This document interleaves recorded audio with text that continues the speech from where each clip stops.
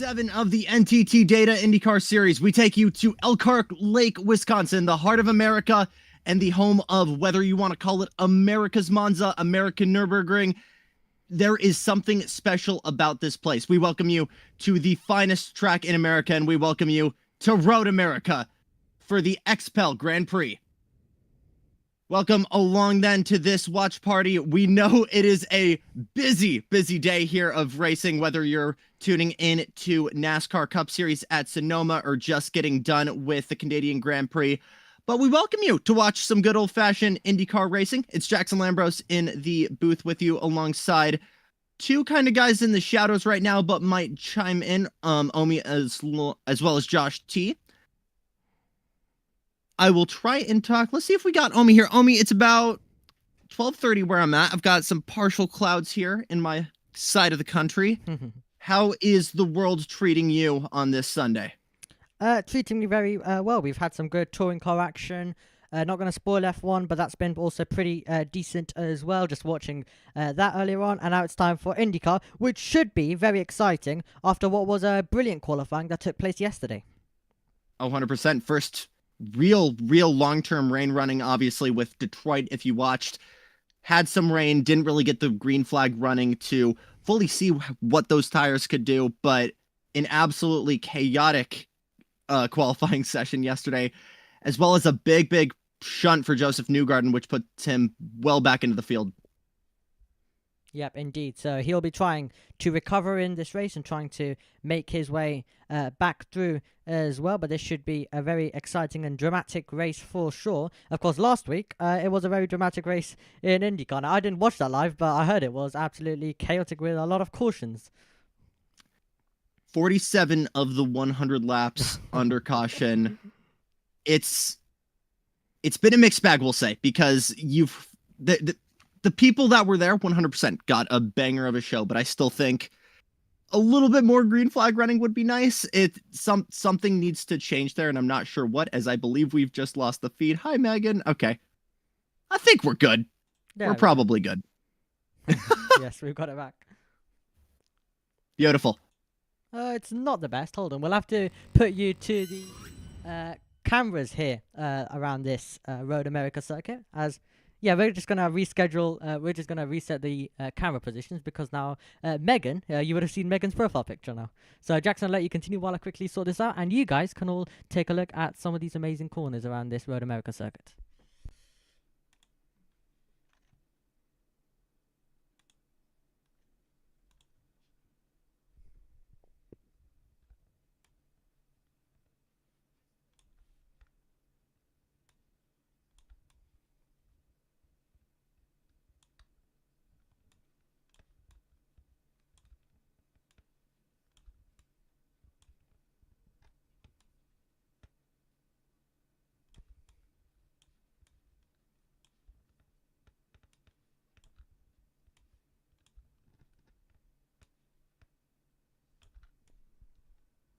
There definitely is, and it delivers year in, year out, and I'm sure this will be the exact same, and I've just been able to get the cameras back in position, so you guys all can see Jackson's amazing face once again. We'll move it back to us, and you of course still have all of the cameras to the side, and the live timing with us as well, bringing you the best experience possible for this IndyCar race.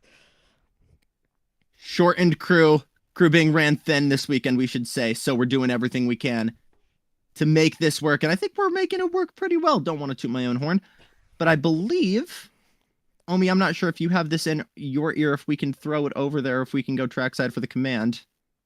We'll wait and see. I don't believe so. No, Megan's account is muted, so I don't think we will be able to do that, unfortunately. Actually get the audio for it. We'll see if I can. That is okay. Yeah. Obviously, still a lot of talking points going into this weekend. I think the biggest one in the wake of Detroit, Agustin Canapino, who's had some online controversy, mainly with his own fan base.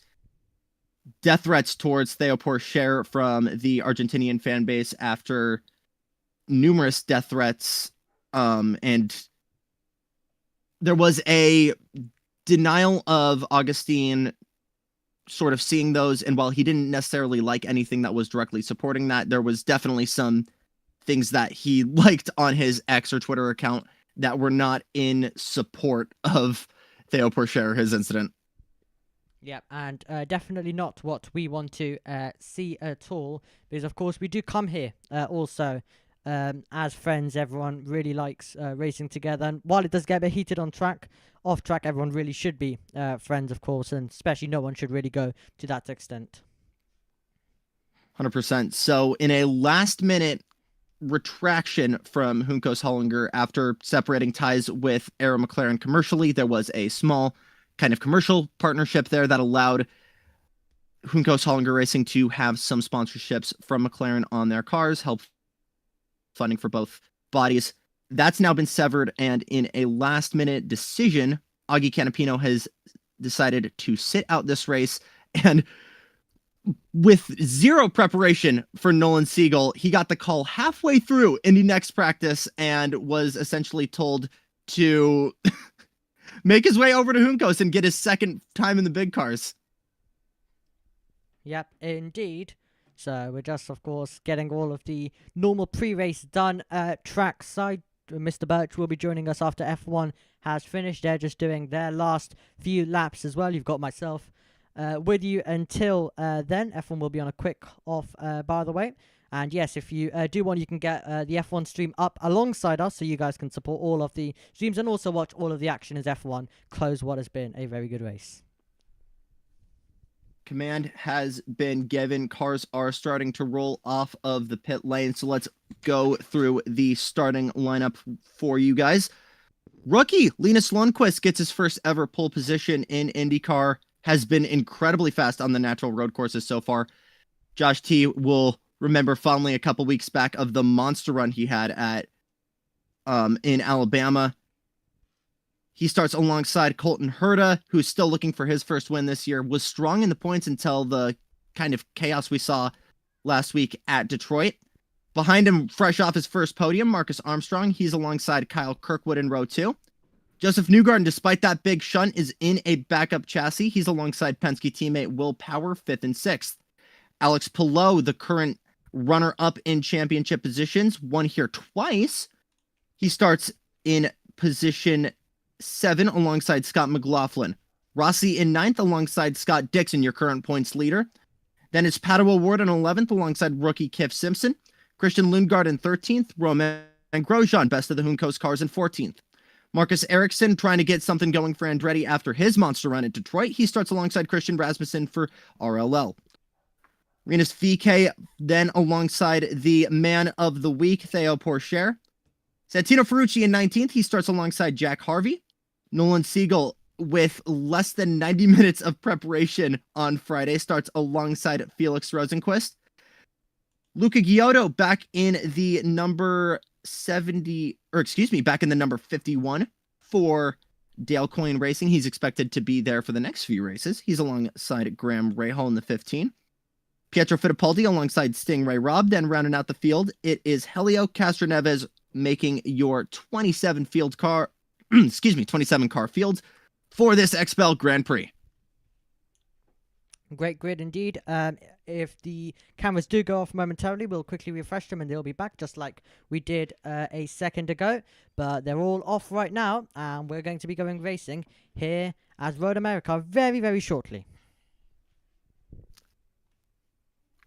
Couple of interesting stats here. First of all, obviously been back racing here since, well, for almost a decade now we've been back. But more often than not, the winner of this race goes on to win the championship. Alex Palou is the best example of this, one in 21 and 23. Obviously clinched his first and second titles on the way there.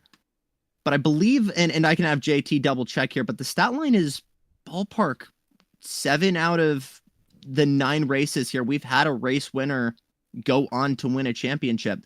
Now, I don't want to say that it's looking good for Linus Lundqvist because he's a bit back there championship-wise.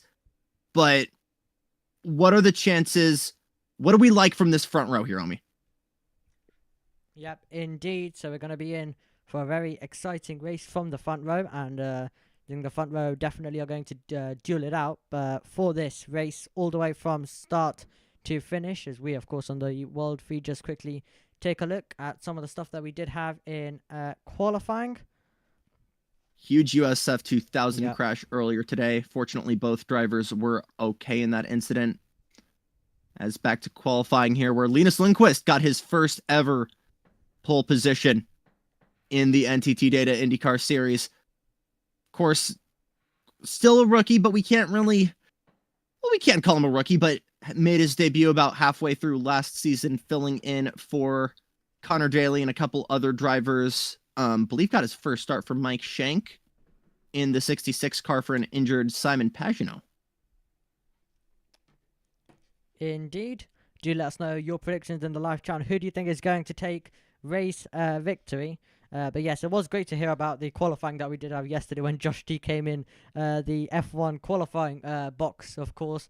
His voice was absolutely dead. He said so. It was definitely a very exciting and a dramatic one. And I'm hoping that the race will definitely follow suit as well, with us getting, first of all, underway for the race start. So we're about to get underway very, very shortly. Great to see, of course, the fans out there in the grandstand all looking forward and ready to go for this. Such a great crowd. The biggest fan feedback actually was initially around COVID, was when we were running the doubleheader here as Hinches among the people.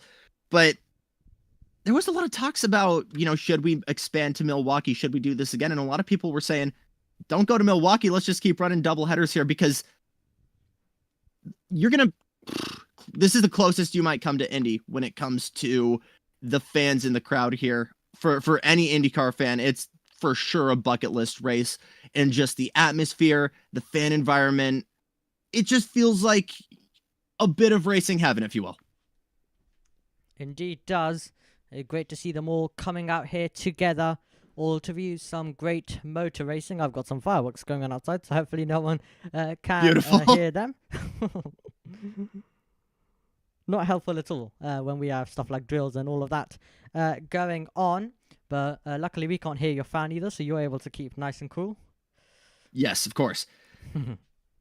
So Linus Lundqvist, Colton Herta in your front row. Then behind it, a lot of guys still looking for their first win of the season. A couple guys still looking for their first win of their careers. Are we going to see a first-time winner today in one of these Ganassi cars?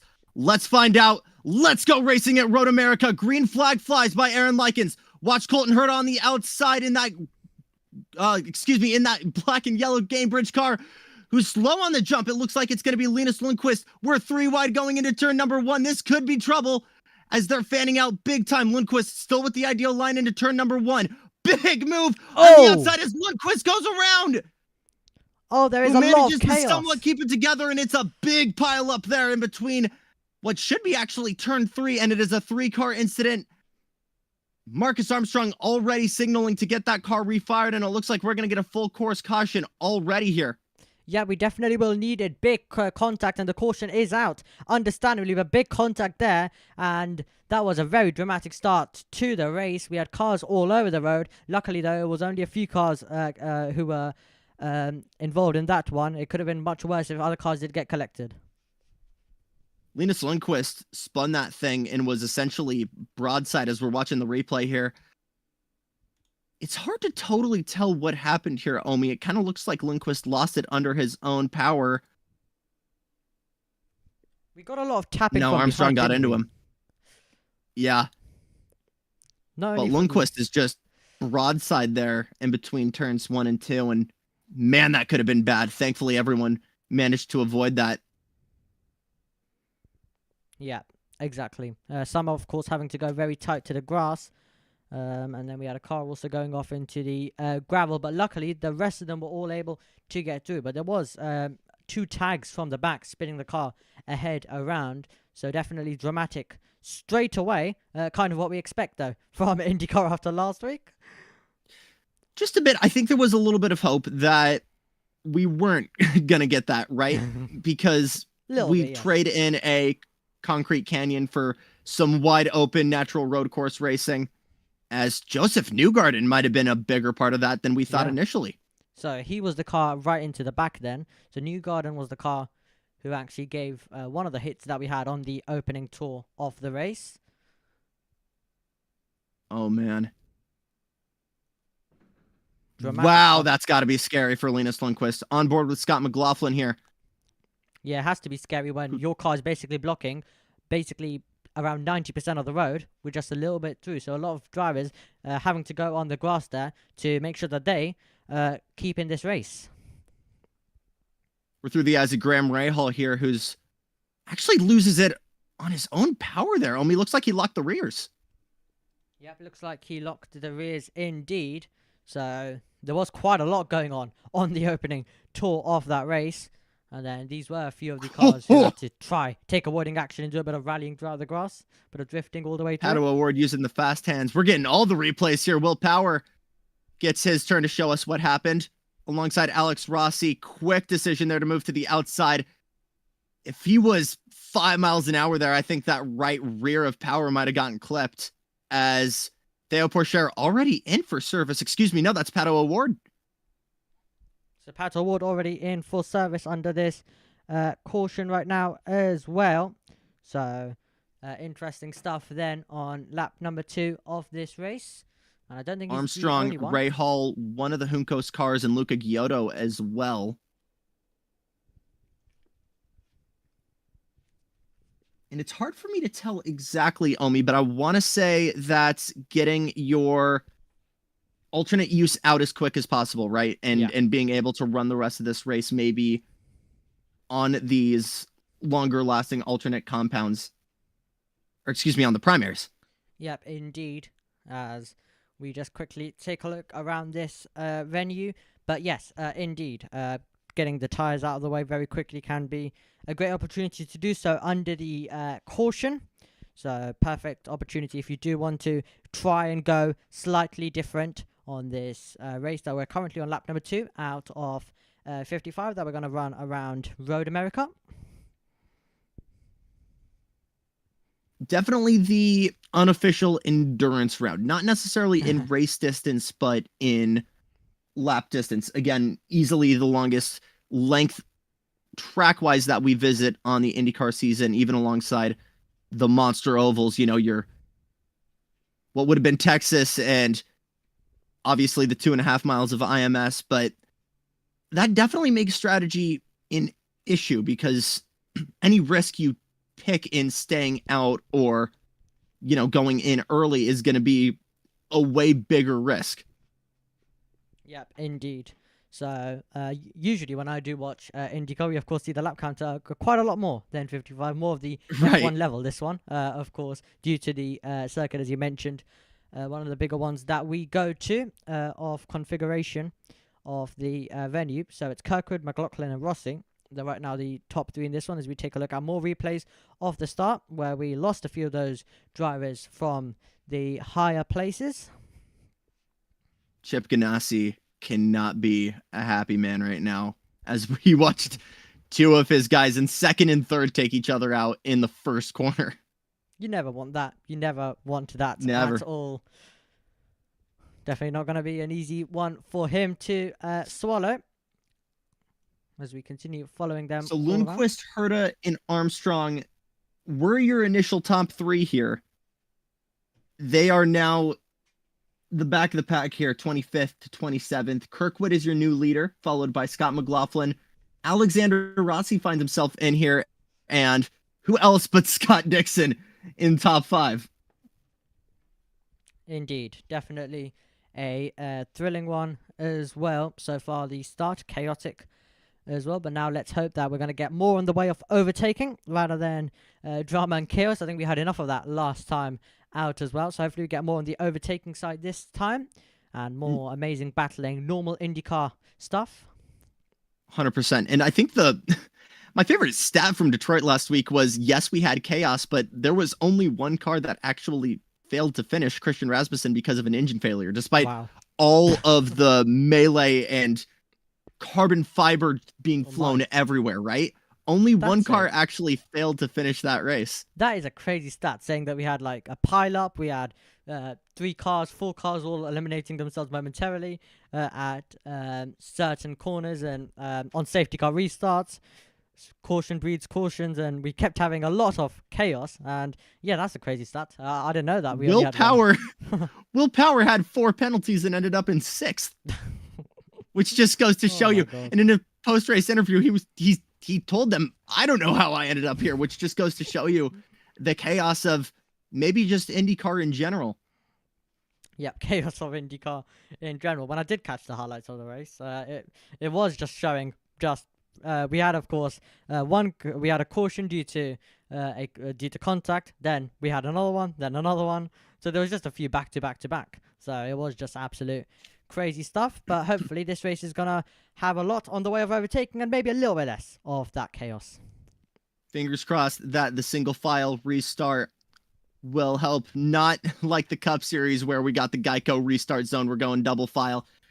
It'll be Kyle Kirkwood and Scott McLaughlin leading us to the green here. As it looks like Kyle Kirkwood is actually in front of Scott McLaughlin here, although timing disagrees. We're back to green here, up the hill for the first time under green running. Scott McLaughlin going to waste no time here, tucking in behind the 27 AutoNation car. McLaughlin to the outside. This could be a done deal before turn number 1. Newgarden tries the same, backs out, but McLaughlin now leads through turn number 1.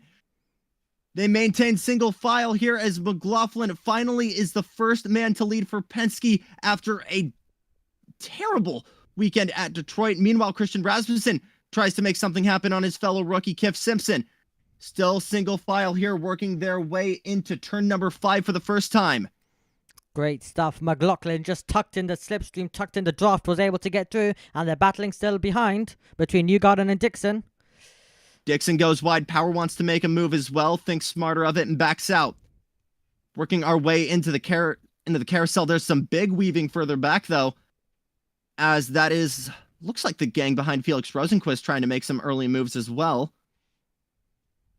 But still a relatively tame start so far. Big defensive moves here from Kiffin Simpson, who's trying to keep Christian Rasmussen outside of that top 10 spot. Yep, indeed, as we still continue to push on and attack, but McLaughlin now with the lead by nearly 1 second, currently 9/10 as well. Now he's got a second. Caution is out. Let's see if we know where that might be. So why do we have this? Oh. Out for debris. Yep. So that's the reason why we've got this caution then. So another caution then on lap number 4. Let's see if we get our answer why. Oh, wow. Wow. Looks like a bit of... I want to say that's the diffuser. Yeah. As tries the long way around Lundgaard here for early positions in the fight back and just instantly loses it. And it is a tough day gone worse here. Yep, tough day gone worse for here Colton Herta as well. As we take another look at it once again. So that's the little bit of... Oh, that's actually... Yeah. Ooh. That's where it is. And that's the spin as well. Second spin in 3 laps for Colton Herta, none of which necessarily his fault. So that puts him to the very, very back of the pack here behind Marcus Armstrong. That's going to be certainly a penalty for Linus Lundqvist, though. But already it is very, very early chaos, which we were hoping so much against here in the early running of this race.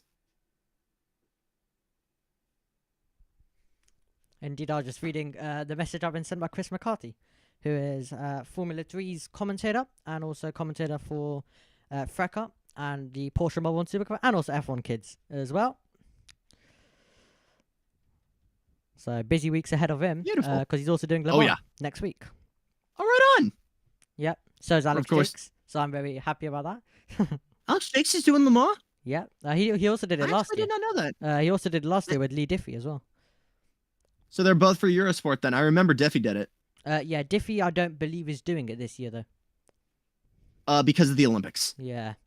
So no Doing that for no Lee NBC. Diffie, but we still got Alex Jakes there as well. Ben Edwards also doing it this year for Eurosport. There we go. So they're still getting some good commentators in, and they really took a step forward with their commentary team for Oh, last 100%. year. Getting some absolutely amazing commentators in. We'll, of course, also be covering it next week, so cannot wait for that. I'll be doing all 24 hours, staying awake for it. Oh my gosh. I don't know how you do it. I can barely do I can barely do Daytona. It doesn't help for me, right? Because it's a 7 a.m. start stop time. Yeah. Which logistically makes it a lot more difficult. But that's still for sure on the bucket list. Definitely is. But now this is going to get really, really exciting between McLaughlin and Kirkwood. Pictures go momentarily, but they luckily come back to us.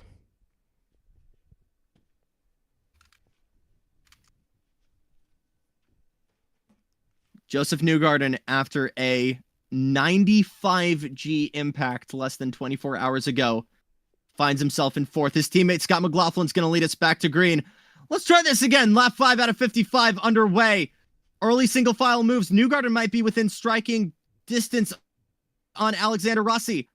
Cross the start-finish line. Where's he going to go? He's going to try the inside. Could be done on the brakes here. Onto the anchors. Almost pushes Rossi into the grass, but it's going to be a done deal for Newgarden. He's in 4th.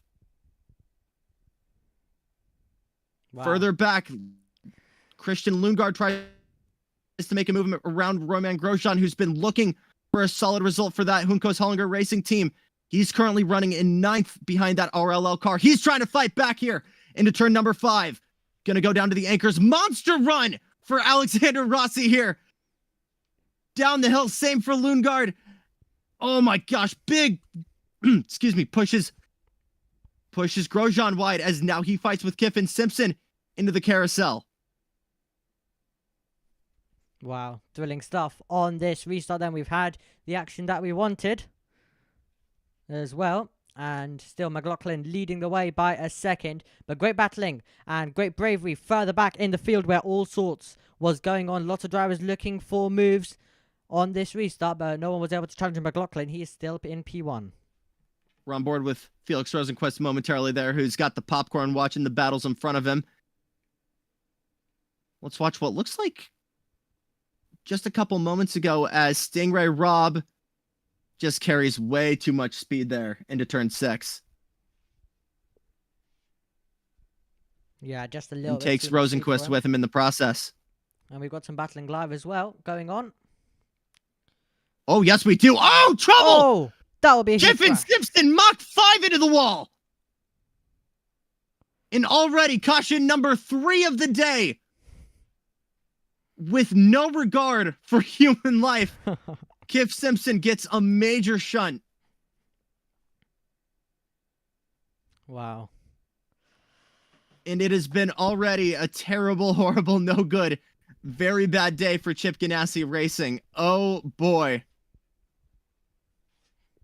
Walk us through it, Omi.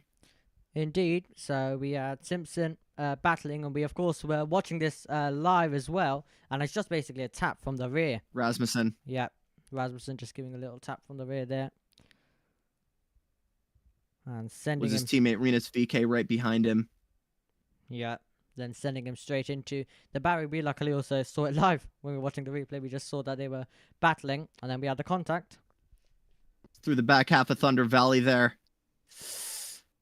I want to see if I can get Rasmussen's on board here. I'm not sure if that was a misjudgment of how close they were. Certainly not intentional, but... And Chip Ganassi is beside himself. 2 cars sent to the back, 1 car out. We're not even in double digits laps-wise. And for the boy from Barbados, don't sue me, Alex Jakes. The day is done for the young man from the Cayman Islands. Let's watch from Theo's point of view here, as kind of hard to tell there, as there was a Rinus VK in the way there of that incident.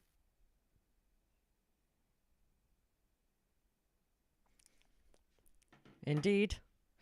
As well. So, just currently another caution, and it seems like we're going to try go on another streak then. I don't think we've had a lap of, like, 1 lap of green running already, which is disappointing on my end because I feel like, especially after Thermal and Long Beach, our standard for clean racing has been so good. But it just feels like since Detroit, it's gone out the window. And I'm not sure if that's guys using this kind of post-Indy like position championship-wise to just throw Hail Marys, but been a frankly kind of upsetting start to this race. And in what we were hoping was going to be a break from chaos, it's come back big time. What in the world? As we have been Max Verstappen here in the INDYCAR booth. There's your spoiler. Oh my god. Yeah, major spoiler. Gosh. Major spoiler. Right, okay. We're still under caution though. How many races was it without Max winning a race? We had, of course, Australia, we had Miami and Monaco. So 3. That's a good streak. I'll take that. It gives us hope. It puts him further back in the grid ranking. Indeed. Have a lovely spoiler there. Apologies for that, everyone. Man. Sorry, guys. Sorry.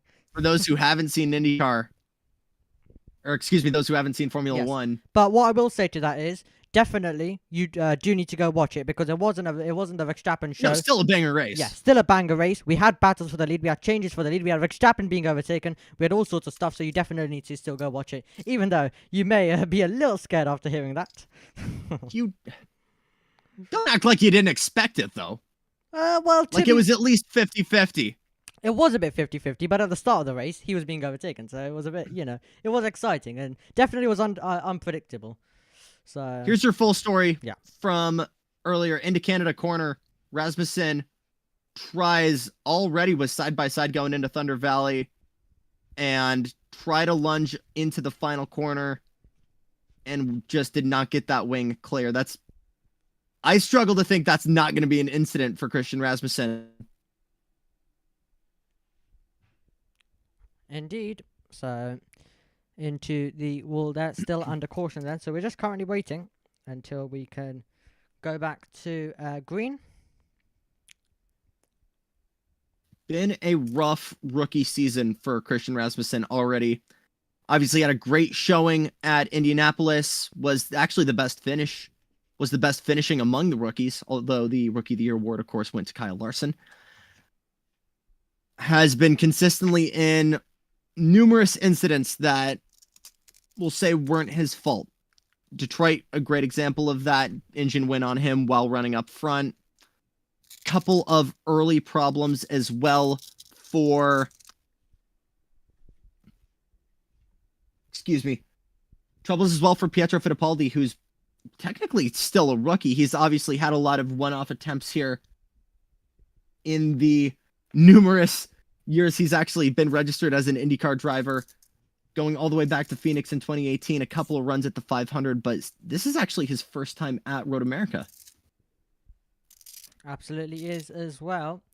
So great to see how he will get on in this race as we take a look at replays, because we're still under caution, so we're just currently taking a look at what's happened so far on what's been a very chaotic start to the Grand Prix at Road America. So as you mentioned, we of course are going to get cautions at some point. It is IndyCar, so we are going to get that drama, but let's hope we get the overtaking right? side of it. We want the overtaking side of it now. Cautions are good. At least one lap of green flag running would be preferred. Yes. And I get that we have the most rookie full field in a minute here in IndyCar. But let's see if the grown-ups up front here can get in line and make something nice happen. Scott McLaughlin got the jump on Kyle Kirkwood on the last restart. Let's see if anything can happen the other way around now. We're back to racing. Up the hill here for the 9th time. Some solid gaps already here for Scott McLaughlin, who wastes no time putting down the hammer as they all remain single file up the hill and across the start-finish line.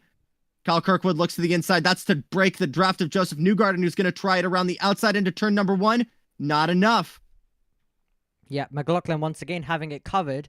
And it was Kirkwood actually who had to look in his mirrors, as you mentioned, with Newgarden, who was getting the draft, he was getting the slipstream, but he wasn't close enough. He wasn't fully alongside to actually try to go for the moves. So the top 3 still as they were. Further back, it looked like Theo Pourchaire wanted to move on VK. He was smarter about it, as it looks like Romain Grosjean's going to try the outside here into turn number 5. It'll go down to the anchors. Almost a switchback there from Scott McLaughlin. This could be trouble. Here comes Will Power to the inside of Scott Dixon in a nuclear move to get that going. Meanwhile, Pelot still continues to battle with Grosjean. Grosjean's taking that position. Lundqvist behind both of them here. This is all for the top 10. And as it looks like Rasmussen is continuing to try and fight forward. Both of those Ed Carpenter Racing cars trying to work their way into the top 10. Wow, thrilling stuff. And it was Dixon looking for it on Rossi that actually opened the door for Power. Opportunistic stuff there to be late on the brakes and dive to the inside. Little dimmy shimmy move and getting his way past there. So fantastic stuff by Will Power, but great battling in the mid-pack. And right now we are currently making our way through. Grosjean also looking to go on the attack system. Great battling for the positions in field 5th, 6th, 7th and downwards. So a great lap of racing so far. And it seems like we're only just getting started. More drivers looking for some dive bombs.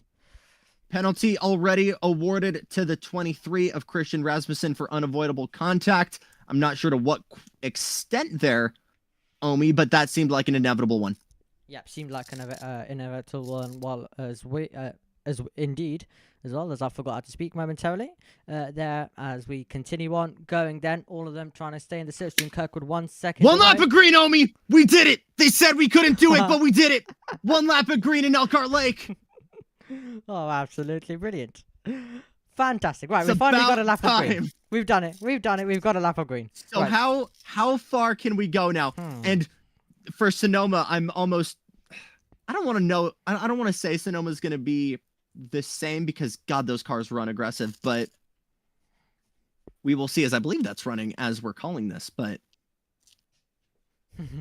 riding on board with the recent podium sitter, Marcus Ericsson, in that new 28 car was saying that was a breath of fresh air for that Andretti team, was struggling big time for results early on. As we're watching what's been a rough weekend for Romain Grosjean, went into the wall pretty much 15 minutes into Friday practice there. Front suspension completely shot.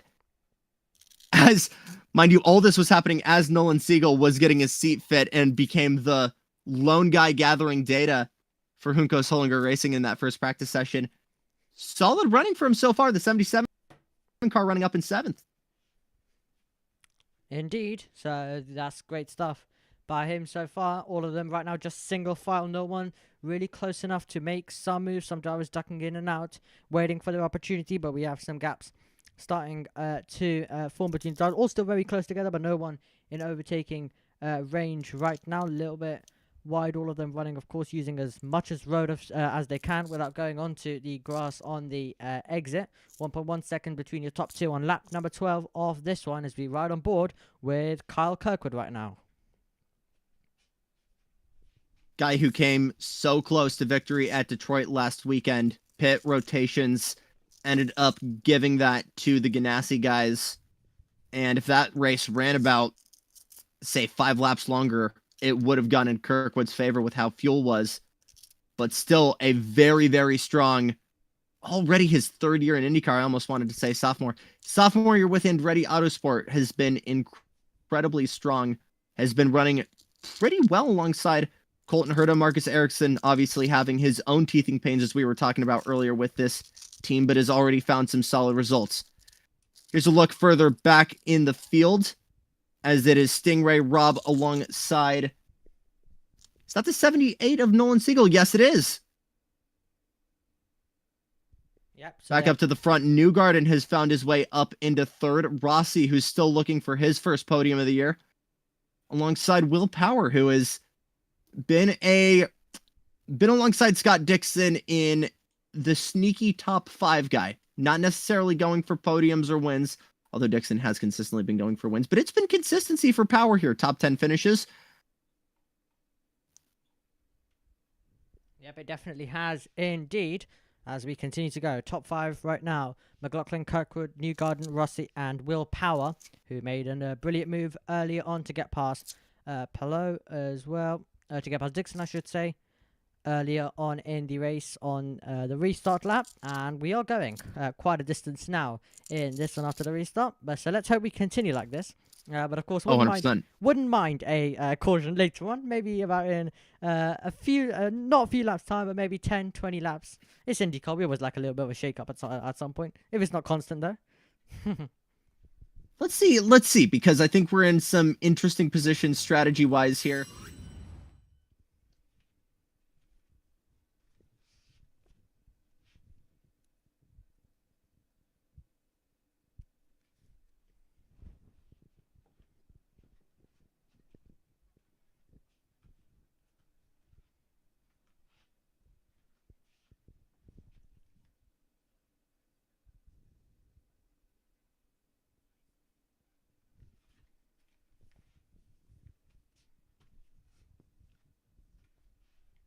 Yep, indeed. We've currently just put it on the full cam, so you can see all of these amazing corners for a bit as the race kind of calming down a little bit, so we can let you experience it a little bit more close up and a bit more bigger on the screen for a tiny bit as well. So you don't have to see our faces for a slight little bit, but right now the 1.7 seconds between the top two, and then Newgarden in third. 2.6 seconds behind on McLaughlin 2, and once again they're still all single file stuff, so no one really being brave enough right now at this stage, all in a bit of a waiting phase at the same time on the 13th lap. There was a move being trialed in the background, I believe, though. Was it Herta by any chance? Hard to tell. Yes. Indeed, hard to tell indeed who it was.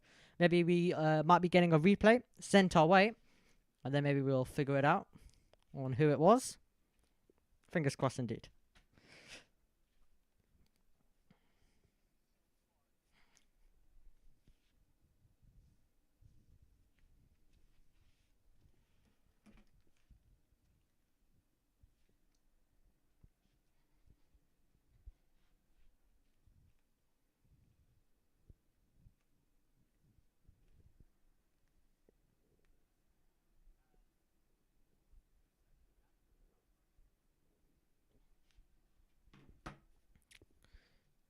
Indeed. So we continue right now on in this one with a 2-second gap now. So the gap continuing to extend slightly. But McLaughlin just right now just trying to control this one at this stage. They're all just trying to manage right now, and then it'll start to get more IndyCar style when we get further on into this one. So 100%. Yeah, like IndyCar usually does, with some Yes. late drama and late action as per usual. Been a strong running so far for the Kiwis. Just like last week, we had obviously Shane Van Gisbergen get his second win in a row in the Xfinity Series. And we've got another alumni of the Supercars running in the lead. Are we able to cut to Kef's interview right here? Anybody? Well, depends if Mr. Birch is behind the PC. If you can hear us. If Josh you can Birch. hear us. Please save us. Able to move forward a bit at the start, but everyone behind was.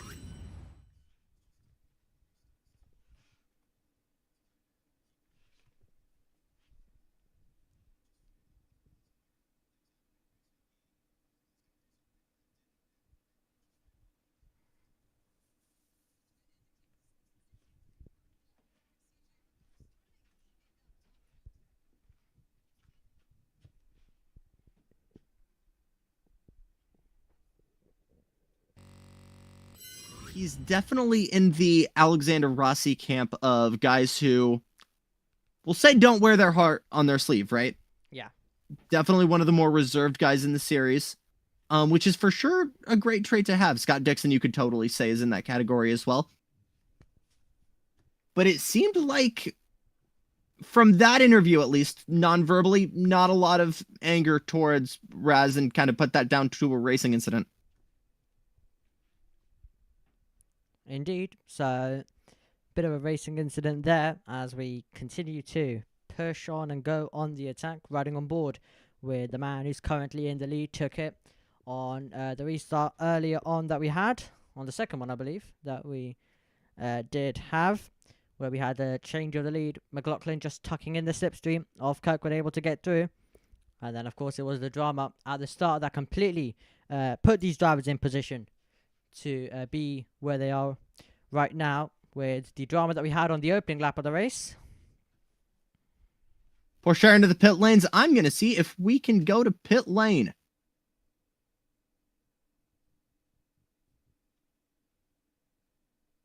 Or not.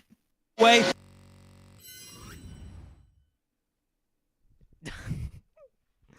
Close. Close, but not close enough.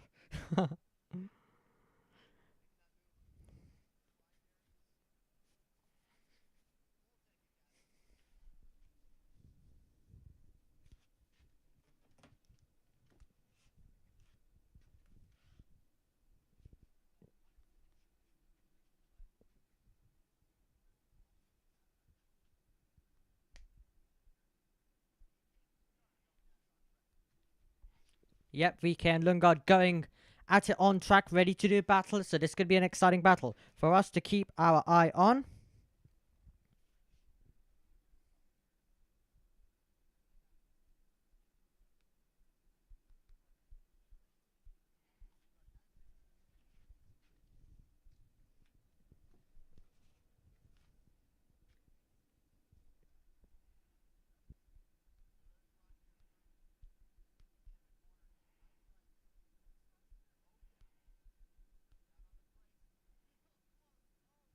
Whoa.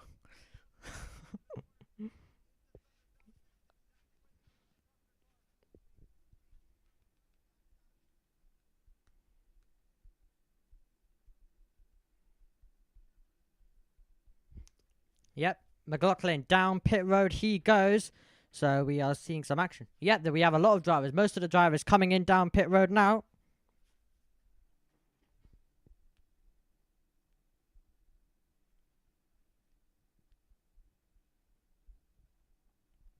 Yep. Apologies if it is a little bit delayed because Josh Birch is getting prepared to make the switch and he's having a few tech issues of his own as well. It is a hectic day with F1, NASCAR, INDYCAR all kind of clashing. So lots of them going through pit road now. So it's Newgarden right now, the driver who is leading on track. The last driver on the starting alternate compounds with a 2-second lead over his teammate Will Power. Meanwhile, the battles continue further back. That looks like Nolan Siegel versus Luca Giotto, who managed to get that position from him in the pit lane. Further up, though, who is that?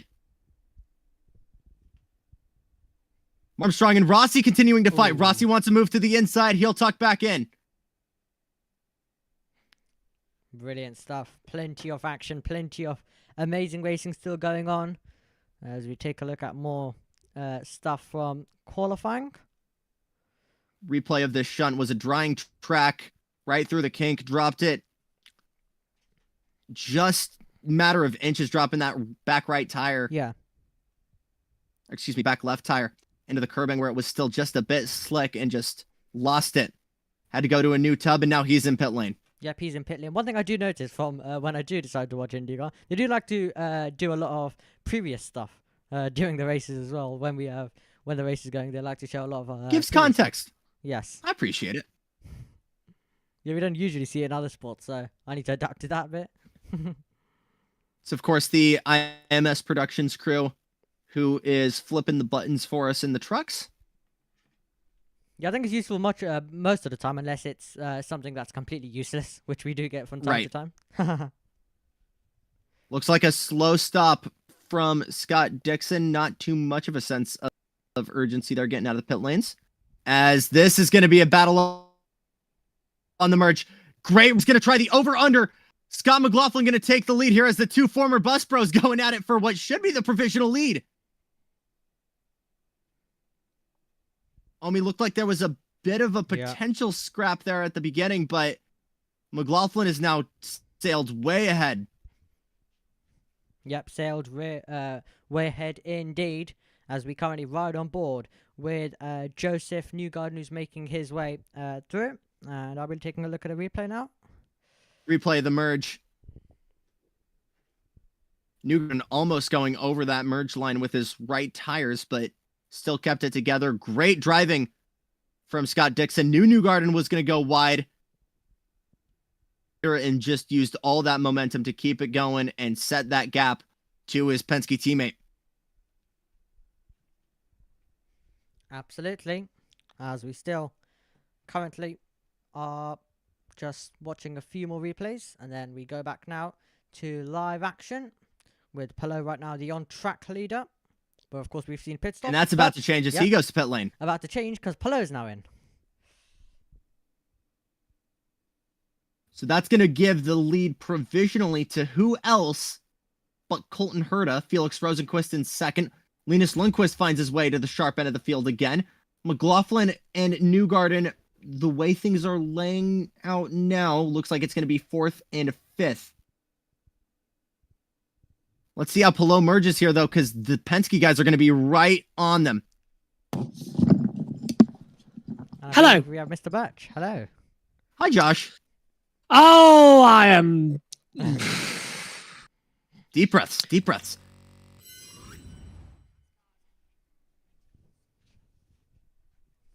Oh, God.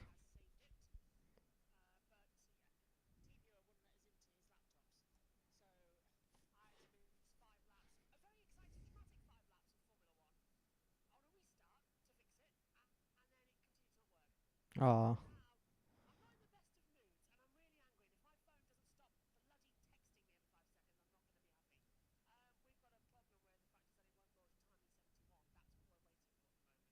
No worries. No worries, no rush. At all. Therapy, Josh. Yeah. That's how we get INDYCAR usually causes the biggest problems. That's, it's been looking good now. Someone knock out. Was an interesting merge there as Alex Pelot managed to get just behind Will Power and Scott Dixon. Both have managed to work their way around him now. As we're watching the replay of Scott McLaughlin, who had a Detroit to forget, we should say. Yep, Detroit to forget for him indeed. On lap 20 of 55 of what has been a chaotic but exciting at times race. As of course, every race has its little moments right now, and we still have a lot to come from this one, but we're getting some good hard racing when we are seeing the wheel-to-wheel so far in this one. We're watching the freight train here for 8th. That's Alex Pelot in the Rainbow Warrior colors behind Kyle Kirkwood and Marcus Armstrong, who have, as previously mentioned, found their way back into the top 10 here. Further back, Alex Rossi wants a seat at the table. He's running 11th in that white and orange Aero McLaren machine.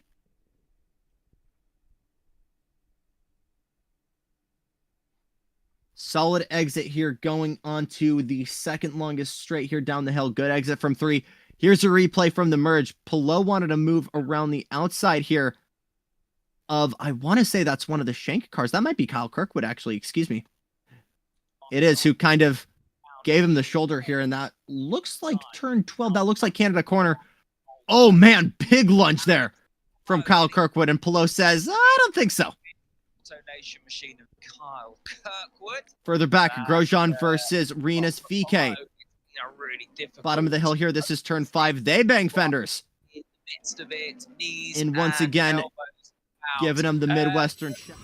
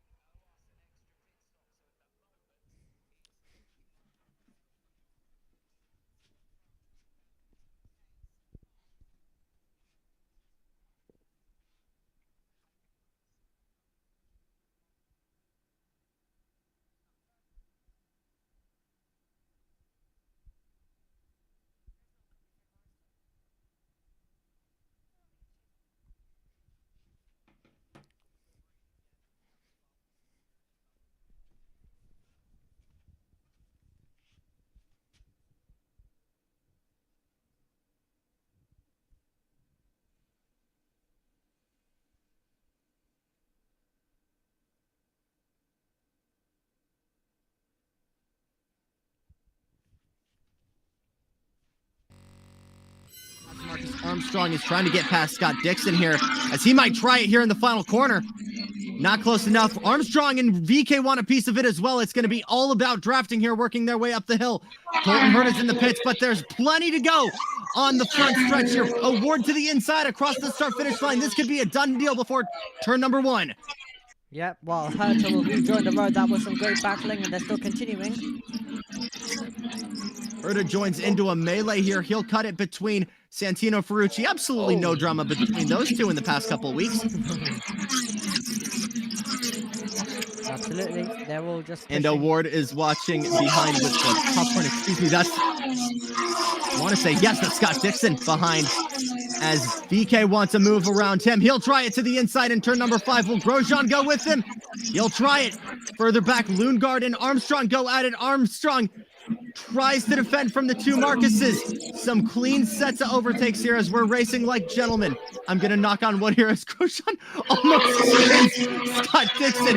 Don't say that stuff, Lambros. Oh, brilliant stuff. They're all still ducking in, ducking out, all trying to make some moves. Into the carousel. We'll get Lundgaard wants to one. move around. How's this for the over-under? Marcus Ericsson letting it hang here through the carousel. Yeah, brilliant stuff. You need to try and make the overtakes when the opportunities do come, of course. And they're still all dodging below. Another move coming up. Roman Grosjean, are you kidding me? Through the kink with no regard to human life, gets it done. Dixon gets left to hang, and this could be 2 positions lost, maybe 3 positions, as Ferrucci wants a way around as well. Brilliant stuff. Brilliant racing between all of these drivers. They're all going down the straight as well. And they're all absolutely squabbling it out. And they're all dive bombing at every single opportunity. So some great racing there. But it's always crucial that if there is an opportunity to go for it as soon as possible, with some opportunistic moves. Pick a car, any car, and they're in a fight. The two Ganassis now in. Scott Dixon and Marcus Ericsson, the two Kiwis, in for what should be scheduled stops. Yep, so we've got cars down the pit road as well, as this race does currently continue at the moment with some fantastic squabbling, but action in the pit lane does continue. Further back, we can see Pietro Fittipaldi in that black and red 5-hour energy car wanting to make a move on Marcus Ericsson. Backs out of it. Excuse me, that's the Hy-Vee, that's the Black Widow car of Christian Lundgaard trying to make a move on the 28. Here's your replay from that monster move from Rinus VK on the inside. I'm sure there's probably no lost love there between those two veterans. Yep, indeed. So, Josh has not been replaced, don't worry. He is, well, he's been replaced for now, but don't worry, he is coming back into the commentary box. He was just, of course, covering Formula 1 and then just sorting out some technical issues. And, Look at the wear on those tires, homie. yes, indeed. I'm just going to make sure my mic level's all okay. I'm being told that's the left rear, and that almost looks like either curbing damage or flat spot damage. That's... I've never seen a pattern like that. It's almost like polka dots or bite marks on the outside of the tire. Rosenquist in the pits. That'll give the two Penskes of McLaughlin and Newgard in the lead. Matter of fact, that'll give it to all 3 of the Penskes, making it Indy all over again. Pillow in 3rd, Kirkwood in 5th. Rossi 6th, Ready to Award switch. 7th, BK 8th, Grosjean 9th.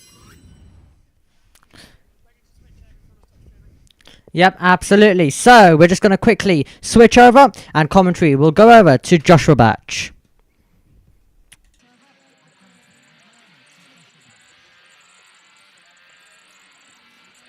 Go. Just waiting for the switch over to coincide with what we see here on the monitors up in the comms box. So far, there we go. Hello everybody, we're underway. Jackson, what have you been making of this great race so far? It felt like there was some hangover from Detroit. JB, we had some early chaos. Felt like we were struggling to get one lap under green here as Dixon is wrestling that number 9 PNC car. But it wasn't until about lap 10 or 11 where we were actually getting a full lap of green running. It was disaster for the Chip Ganassi cars. Lundqvist and Lundqvist and Armstrong both sent to the back of the field alongside Colton Herta, but with some luck and strategy, they seem to be in the running again here. Well, you're in charge.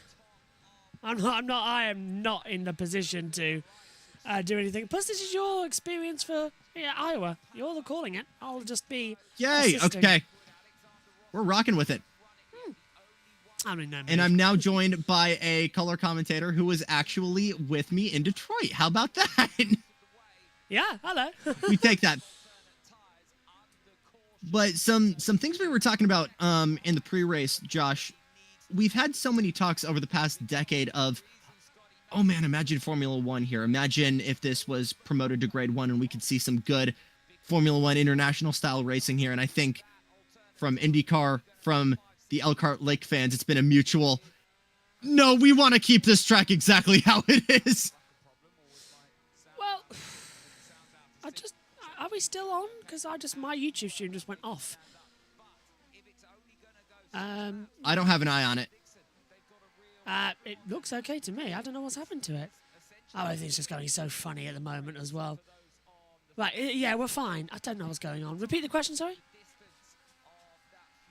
It seems like over the past decade, it's been a repeating topic of, Yes. should we see this track go to Grade 1? Should we see a Formula One event here? And I think universally, at least from the IndyCar fans and from the Elkhart Lake fans, it's been a no, because this track is so special and it would, remove a part of the track to kind of see this, given the, for lack of a better term, given the Herman Tilke treatment. Yeah, this place is absolutely an IndyCar broadcast circuit as well, as it's a little bit of spots of rain starting to come in. How many times we see rain over this weekend as well, especially in practice and qualifying yesterday. But yeah, a big bit of, as we kind of corner. Now, this track belongs as IndyCar, not as Formula One. If there's too many races in Formula One in America right now, and arguably, yes, if we were to move away from Miami, Vegas, you'd look to Road America, you'd look to Indianapolis on the road course as the alternatives. But I personally always would say, let's keep it status quo. This is the Grand Prix of Indianapolis, Right. and this takes place for IndyCar, not anything else. If anything, bring NASCAR back. I think that's probably been the hottest of topics. We were actually talking about that on the wrap-up last week. Of course, we just need to see Cup cars, Xfinity cars, you name it. We need stock cars back at Road America, because this place rocks. It really does. I love it. Sorry, my mic's now not actually that loud as well because the technical difficulties that we've had. There we go. You're a good boss, man. Yeah, and JT's checking. Good on YouTube. Thanks, JT. Yeah, also... Off camera. You gone? Oh, yeah, JT is there. Okay. Yeah. By the way, Off camera, VK makes a move on Marcus Ericsson up front. It is smooth sailing for the Thirsty Three of Scott McLaughlin. 3.5 seconds now up from Joseph Newgarden. After that, it's Will Power to continue the march of what has now become, without a doubt, this season, IndyCar's evil empire, JB. really has, isn't it? Just Penske, 1, 2, 3. We saw that in the 500 in qualifying. We saw it at the opening race of the year. Then they got that penalty. Now it's finally just starting to stabilise as well. And yeah, I hope JT's okay because none of this is his fault. All the team viewer not working, not his fault. The technology threw us out. So we couldn't get in. So that's why NASCAR was a bit of a mess. Hope the pictures are okay for you because Megan's laptop was doing 3 different things at once. Oh no, everything was incredible. We just didn't get audio. Oh yeah, that was fine. I mean, you were never going to have audio for the start of that anyway. Yeah. So, okay. Well, that's a relief. And IndyCar's actually gone okay. It's just NASCAR that was affected. Oh, and Megan covering 5 laps apparently really well though, and I missed it. I'm the one who fills out the loop. And NASCAR needing a bit of TLC. I think the problem with NASCAR was the radio was still going, but the pictures, the timing 71 had gone. So we couldn't get that fixed for ages until JT took over. So yeah. Gotcha. And also, because Megan's laptop didn't have the OBS file for Road America, it was using the NASCAR one. So it was using IndyCar's one. So it's got bloody Indianapolis 500 instead of Sonoma for NASCAR. So yeah, not the smoothest stuff. Go on. Want to give a shout out to Ben Schneider of Grid Network, who has had a very, very busy past 2 weeks was up in Portland with our own Joe Samaniego for the Xfinity race at Portland, and is now in Sonoma for the first time for the whole weekend. Of course, is now covering the Cup Series race as we speak at Sonoma. Wish I was there. Was obviously there for Velocity. Love that track. I love it too. Sonoma, I miss it so much as well on the INDYCAR course just for the season finale here. Then changed over. No, 100%. Laguna Seca, do not get me wrong. Special track. So excited to be back there in about 2 weeks. But I yearn for a position where we can see those two tracks coexist, right? And yes. Proximity-wise, it's difficult to imagine that working. Although, frankly, we were making Fontana and Long Beach work That Jules pretty consistently there, and they were closer than both of them. They need to sort of go, yeah, okay, we'll figure it out, because I don't like the fact that we have got an oval as the season finale. That's great, but 100%. Nashville Oval as a finale doesn't really give. Yeah, let's end it.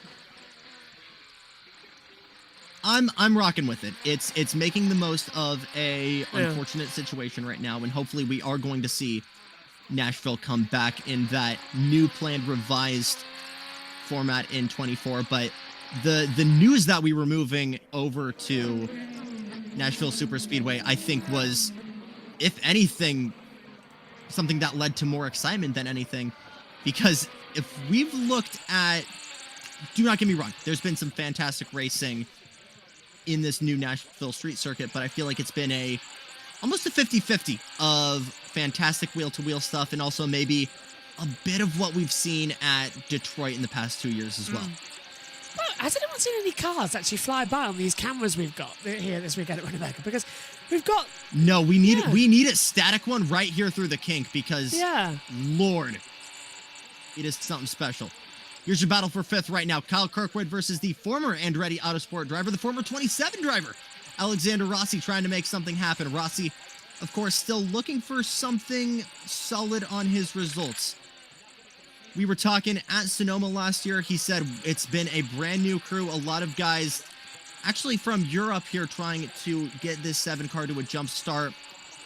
He was honest. He said we needed to qualify better. We needed to just get strategies together, and I just needed to execute better and stay out of trouble. And it seems like for the most part, he's done that. Yeah, and into the pits comes VK as well from 15th place as well. I'm getting several things in my ear from people telling me that things have gone wrong. So, yeah, I'll tell you what, if anybody who's watching was trying to get in contact, if you just don't message me for a while, thank you. That'll be fantastic. I don't want Let to him figure it out. Yeah. Man's busy. They can deal with it. I am really not in the mood. Can't wait to VK out of pit lane. Award follows.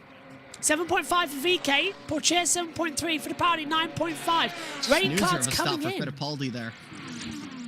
Those rain clouds keep coming in the back as well. I'm just wondering if we are going to get it, because we're past halfway now. We're just past it. Out of the 55, and yeah, top 5 still McLaughlin. Forecast wasn't saying it was impossible, but it was definitely a possibility. I don't think it would be certainly not to the extent that we saw yesterday during qualifying. I love this section. But definitely not impossible here. Yeah, the Canada corner and up to the final set. I absolutely love it as well. It gives an old school feel, and if Formula One came here, they would remove that part of the track. They would pull it all back and make it more open, because they have to have 100%. the same. So why bring it here? And also they'd install a standing start, so they'd change the hill and the run-up area, because it's not long enough. So I don't know. You'd lose the hill. So into the pits comes O'Ward. Oh, and Grosjean. They're both coming in.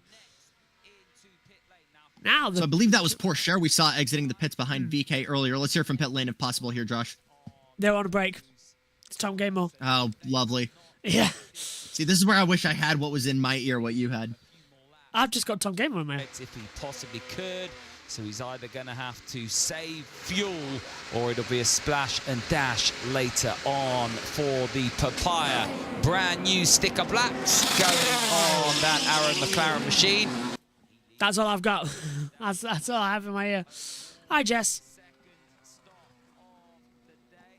Award, who has had a rough couple of weeks here since the 500. Obviously, was 2 turns away from winning the 500 before a Goliath overtake on the outside from Joseph Newgarden. Wanted to start the road to recovery at Detroit, and through the chaos, still salvaged a top 10 finish and is still in the top 5, but a solid finish here would go a long, long way for him here, Josh. Really would as well. I did feel for Award after that final lap overtake, because he led the race for so long, and yet another last lap maneuver costs him. He put him in the wall in 23, and in 24 it was the last corner as well, and Newgarden as well just did absolutely perfectly to take the lead. And he's done that now as McLaughlin is coming down pit lane, and now we have got pit reporters, I think. No, we don't. That's great. What's the point of having all good. Thirsty Threes get to work in what should be... Man, this is hard to tell. Marty, there you hear the reminder on tires. That's the 3rd reminder to take it easy once they go to the alternates, which they will do right here. Scotty Mack is 1 day short of his 31st birthday. What a birthday present it would be to win at Road America, a track he has worked very hard on. There he goes for the alternates. They reminded him, as we just mentioned, take care of them as best you can on this out lap. His teammate Joseph Newgarden will pit this lap. Rossi, 9 seconds. Oof. Again, still a new crew, but that has got to be brutal for that 7 car who's looking for a solid result.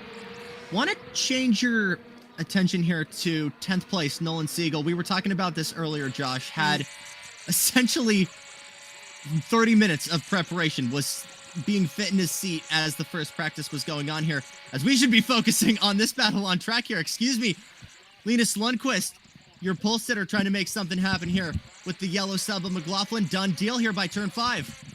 Nice move on the inside line, wasn't it, from Lundqvist? He timed that to perfection. McLaughlin's still getting used to tyres, as there is still a few little droplets out there as well. No sign of big rain coming in. But McLaughlin on sticker reds, just trying to change up, as Newgarden's going to come in too. Do we feel like the sticker reds have that much of an impact on this track? We're going through the carousel right now, and obviously that's going to do a lot of numbers, but you have a lot of high-speed kind of 90-degree turns, right? And that's a lot of aerodynamic work. I'm struggling to see how much of a benefit reds can have here when it's just such a straight line dependent track here. Yeah, if anything, I'd stay on the black primaries as well, as much as you can in this race, because also the softs is going to get eaten up so quickly. So, as akin to your point of, it's not really the benefit. It's all about straight line speed, as Power and Newgarden coming together. Is it pit road? Going to those primary tires, and hence you mentioned how much he cut into the lead last time. They gained 1 second. Let's see what they gain here. That's very close and Power exit. Wow, look at McLaughlin. He's motoring down. Yeah, really close on pit exit there. Here's the merge. Oh, that's going to be too tight. That's going to be too... Oh, okay, well, it's going to be Penske 1, 2, 3 again. But Pallou's got the lead. Oh, hello. He's going for it on Power.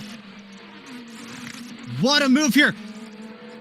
The 2 gentlemen from down under going at it. Palou leads these guys right now provisionally, but right now it's a battle of the pen. McLaughlin wants it for Penske. He's going to try it on the inside. He turn 5. Anchors, what's the crossover? Newgarden is going to back into line, and it'll be a done deal. McLaughlin, top of the Penske cars, Josh. Brilliant move on the inside line, making the move stick while Newgarden and Power's tyres come up to temperature.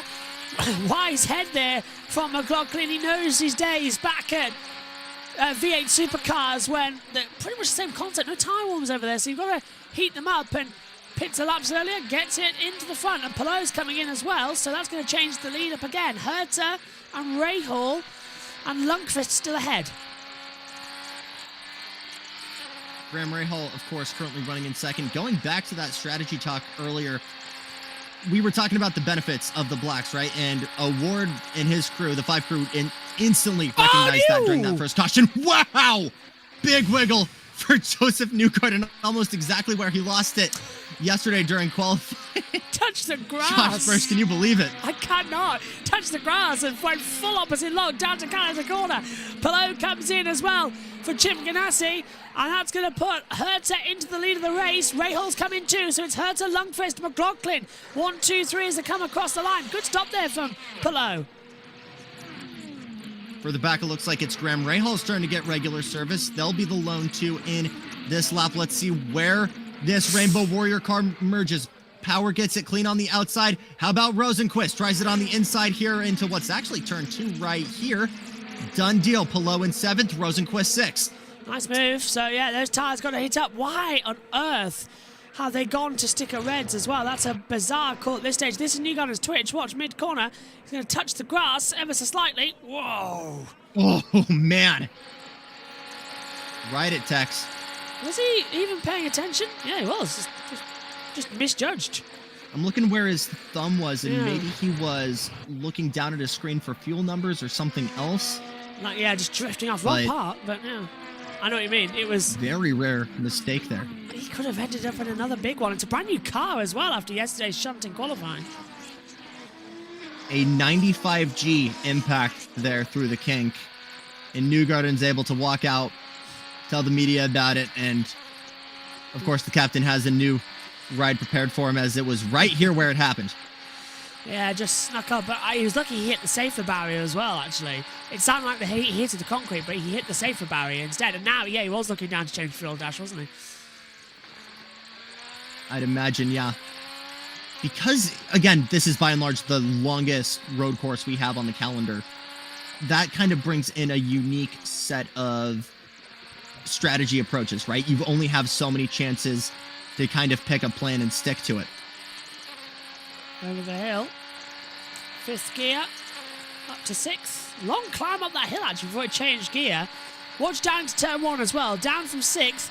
Drop all the way down at least to 3rd gear. Hunts the inside line. And gently back up the exit. I love that part of the track. Road America is such an IndyCar circuit. When NASCAR come here, though, it's always a bit clunky, but it's fun. Been a minute, but that's been the big talks. Again, what we were talking with Omi and actually you earlier. We need these cars back, and I get you have the move here. Potentially, hello, Santino Ferrucci. And Siegel. Alongside Nolan Siegel. Done move there on the final turn. Behind him, it's Harvey and his former seat there. That's the 30 car of Pietro Fittipaldi. He wants to move alongside the 18-year-old from Paso Alto, California. He'll get it done, maybe on the anchors. Let's see. Done deal, but man, he was sticking it to him there. As Siegel still wants a move here. How impressive is Siegel as well? In his first race, as you said earlier, 30 minutes of practice. Couldn't qualify for the 500, but he has IndyCar experience. And crucially as well, he's got quite a lot of it, actually. 2 weeks worth. Very interesting. I struggled to think of the last time we've had a guy go back and forth, right, between Indy Next and IndyCar. And I think you've got to go back to before the DW12 days. I think James Hinchcliffe might have done it before he made his full-time debut. Yeah. That's the only one I can think of. But it's been been a while since we've seen a guy go double duty like this. Could have done it. He was supposed to do it today, wasn't he? But decided it would be too much, so decided to just focus on IndyCar instead of any Indy NXT. Well, but he could have done the double. Right. The plans actually are. I did talk to him in detail at Long Beach about this. He told me if I get an option to drive IndyCar, I'm doing it. I will never be doing both on one weekend. Oh. All my priorities right now are consistency in the Indy Next car and working towards that full-time ride in the big cars. So he was never going to do it then. See, that's why Jackson's trackside does so much as well. I'm trying to. I presume we aired that interview as well. We aired it from Long Beach. Probably did. That was. I don't want to say OTR because we're talking about it and that's no knowledge, but no, we were actually talking about. We spent way too much time talking about Larry David. This is why he's Long in the story. car. We'll get into it. Yeah, Agustin Canapino not in the car after he's taken a break after experiencing negative social media. Have your own opinions on that as you wish. My personal opinion on it is that he should be fired from IndyCar, and Young Cossanger Racing need a bit of training in media and modern day etiquette. But yeah, Herta comes into the pit lane. I mean, it's the same approach to me emotionally to Santino, right? Because you've got two guys here who are obviously improving on track. It's been awesome watching Augie come into this series. Talking to him last year at Long Beach was his first time ever in California, and to breathe outside the top 10 there, and he's consistently gotten better and better in this kind of equipment, which is not an easy task coming from something as big and bulky as the Argentinian stock cars, as Newgarden is going to try this move on the inside of Scott McLaughlin. Down to the anchors, done deal by turn number 1. Nice move on the inside. He waited, didn't he, to use some push to pass, and he got it sorted. Let's hope they've remembered to turn it off at the restarts at this time around. But still nothing as well from Scotty Mack to fight back, so Newgarden takes the lead. Still Penske 1, 2, 3 though. There's no stopping them there. Domination on that front. But going back here, it's difficult, right? Because you're seeing these guys improve so much, and you'd imagine that these guys have the potential to maybe move on from, say, Juncos and AJ Foyt, but they're not able to carry themselves off track like a driver of that caliber. And that's ultimately what's holding them back, and unfortunately what's kind of hurting the sport as a whole right now. I'm still looking at this, thinking now, are we going to get Penske's actually battling each other? I don't think we are. I don't think they're going to have that be allowed. I would not be surprised. Willpower is a very conflicted man right now, because yes, he's 4th in the championship, but he's talked about how badly he wants this win. It's been well over 15 races now since we've seen him in victory circle for his last win. I know, it's like Power is hungry, and he's angry that the 500 got away from him through the accident. So if he can get any win, Road America might just be sweet. So, yeah, he's going to be climbing at the back. I think McLaughlin wants one too.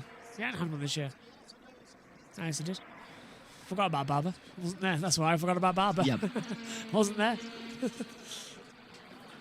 So as they run right now, we're definitely going to get a shakeup in the order, because Scott Dixon is currently way back in 15th. Of course, a yellow could change the whole way we see this. But it looks like provisionally the lead's going to go back to Alex Palou. Yeah, because he's got a swing on the tyre, hasn't he? He's on primaries, and these lot in front still have to pit again. But Newgarden's on black primaries, he can effectively go longer, but Palou has, I think, the net lead of the race. I'm with you on that. I will say, some kind of strategy viewer, like what Formula One has, would be insanely useful for IndyCar. I know timing 71. Saying this is the last time they pitted, here's the tires they're on. We have LSP, obviously, but we don't have a tire, or obviously they want to keep fuel behind the curtains, but a history of what they've ran and for how long would be very, very useful. All we know is that they're on tires. Lap since pit. More trouble for Marcus Armstrong. Oh, no. Lap since pit for Newgarden, 5. 6 for McLaughlin, 5 for Power, 4 for Palou. As you said, we have LSP. Rosenquist, the longest running car right now to have gone without pitting. He's in 5th. Interesting that the INDYCAR website has that. And they have passes as well. And yeah. But timing 71 doesn't. Okay, there's a bit more information there that I didn't know about. Most passes right now, Stingray Robb at 18. Believe it, Planet Earth. After that, Santino Ferrucci, Roman Grosjean, and Pietro Fittipaldi. That's not so bad, actually. I quite like that. It's on a second laptop at the moment. I will say, Stingray Robb, as much smoke as we give him, has been quietly building on consistency in this sophomore year of his IndyCar career. Has had numerous occasions where he's actually outperformed Santino Ferrucci. Led the 3rd most laps at the 500. Ferrucci surprised and you can put that down to the Foyt cars consistently being strong, but I do genuinely believe that this guy is for sure in the genre of, if not a pay driver, a demi-pay driver, right? I'm bringing my own sponsorship to the table. I'm making this drive happen on my own terms, right? But he's certainly getting to the point now where he's certainly able to hold his own on track.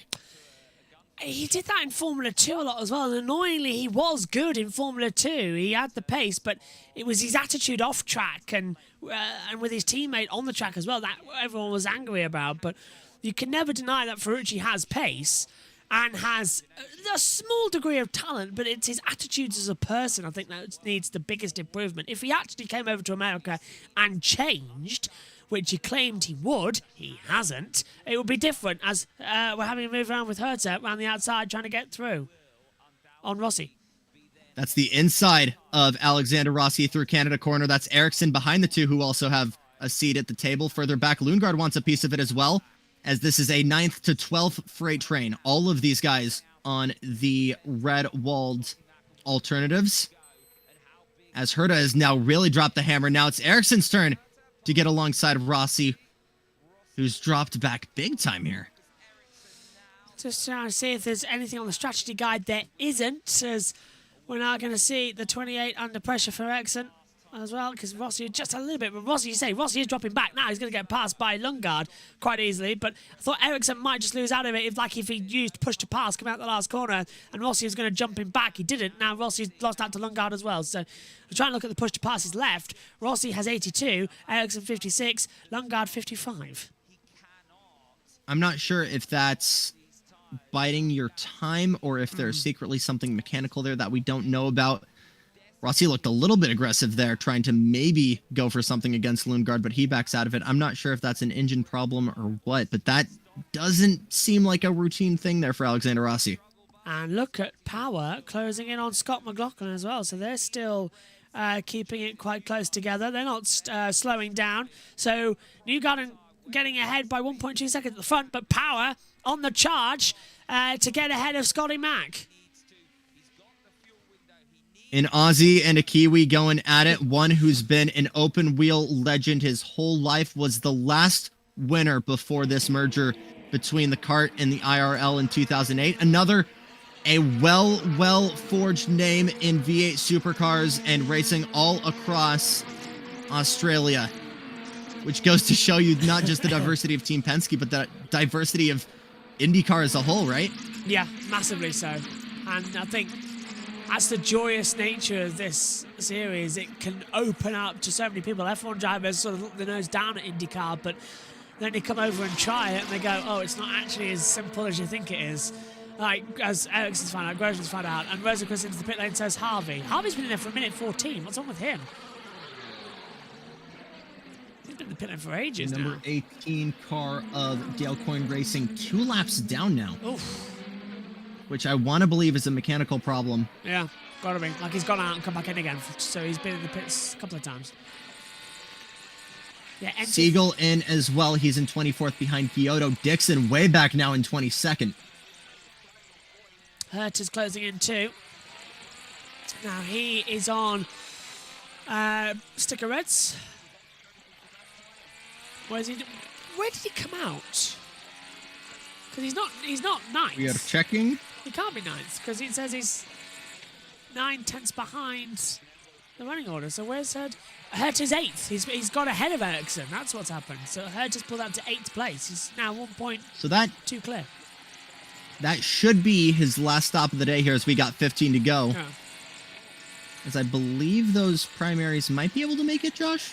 Should be able to. So I'm looking at Newgarden, who should be able to make it as well on those primary tyres. But as I said, McLaughlin, Power, Palou, can they make it on their alternatives? It's going to be close. If not on tires, it's definitely going to be on fuel. Yeah. Oh, yeah, I forgot about that. Splash and you need... Running lean here is just not an option. You're going wide open for well over 60% of this track. You will lose time instantly unless you have a car unless you're right on someone else's gearbox, I should say. You are going to have no opportunity to stay in the fight here. Yeah, why is Dixon down in 22nd place? I want to say early stop. It's so hard to tell here with so many different cars, as we've got Alexander Rossi back into the pit lane for what should be his scheduled final stop of the race. I think there's a radio. 5 laps as he makes his way to pit lane. Right now, they're going to put those primary Firestones back on the number 7, fill it up with fuel, and that's going to be his last stop of the day. Trying to have a look to see where she was. I couldn't see her down the pit road, but good stop there. Harvey, 3 minutes 18. No, sorry, 3:30 now in the pit lane. He's pretty much done. Tough break for the number 18 car of Dale Coyne Racing. Harvey, who's alongside Colin Braun at the start of the season, has kind of been the only guy sharing that car with him. He's been unofficially the full-time driver of that car for the rest of the season. I think it was a lot of jubilee to see him come back. Was just so strong with Mike Shank Racing, went over to RLL and just did not have the results that he wanted or that the team wanted, and got kind of spat out into free agency. And we were hoping for Dale Coyne and him to potentially get some magic here, and a couple of unfortunate circumstances have kind of kept him outside of the top 10 this year so far. Down pit lane comes Pelot, so you're right. He couldn't do it on fuel. He's coming in early for a splash and dash and trying to get ahead of everybody else. I'd imagine probably making a switch to scuffs here. We'll see. It looks like it, you're right. Yes, we do. If Team Penske comes on the next lap, so Alex Clo's going to go to the primary tires here. Interestingly, they've run longer than everybody else the entire race today. They've gained 4 spots through that process, now pitting earlier than the other leaders. You're right with scuffed as well, Jackson. Listen to what Marty Snyder said there. Was able to gain 4 positions, I think, just on staying out. Now, I'm not sure if that was off of the tires or making something happen with a fuel number, but that's the Chip Ganassi effect, right? Making strategies work that happen in ways that the normal human cannot comprehend. Shopton down now into 13th place, but he's going to be much faster in the last couple of hours, and everyone's still got to come in for some splash and dashes, thinking the next few laps. But I think Newgarden might be safe to the end of the race if they fueled him long. McLaughlin and Powell, though, I don't think they can make those primaries go the rest of the race, so they're going to come in. Slowing down how it feels this race.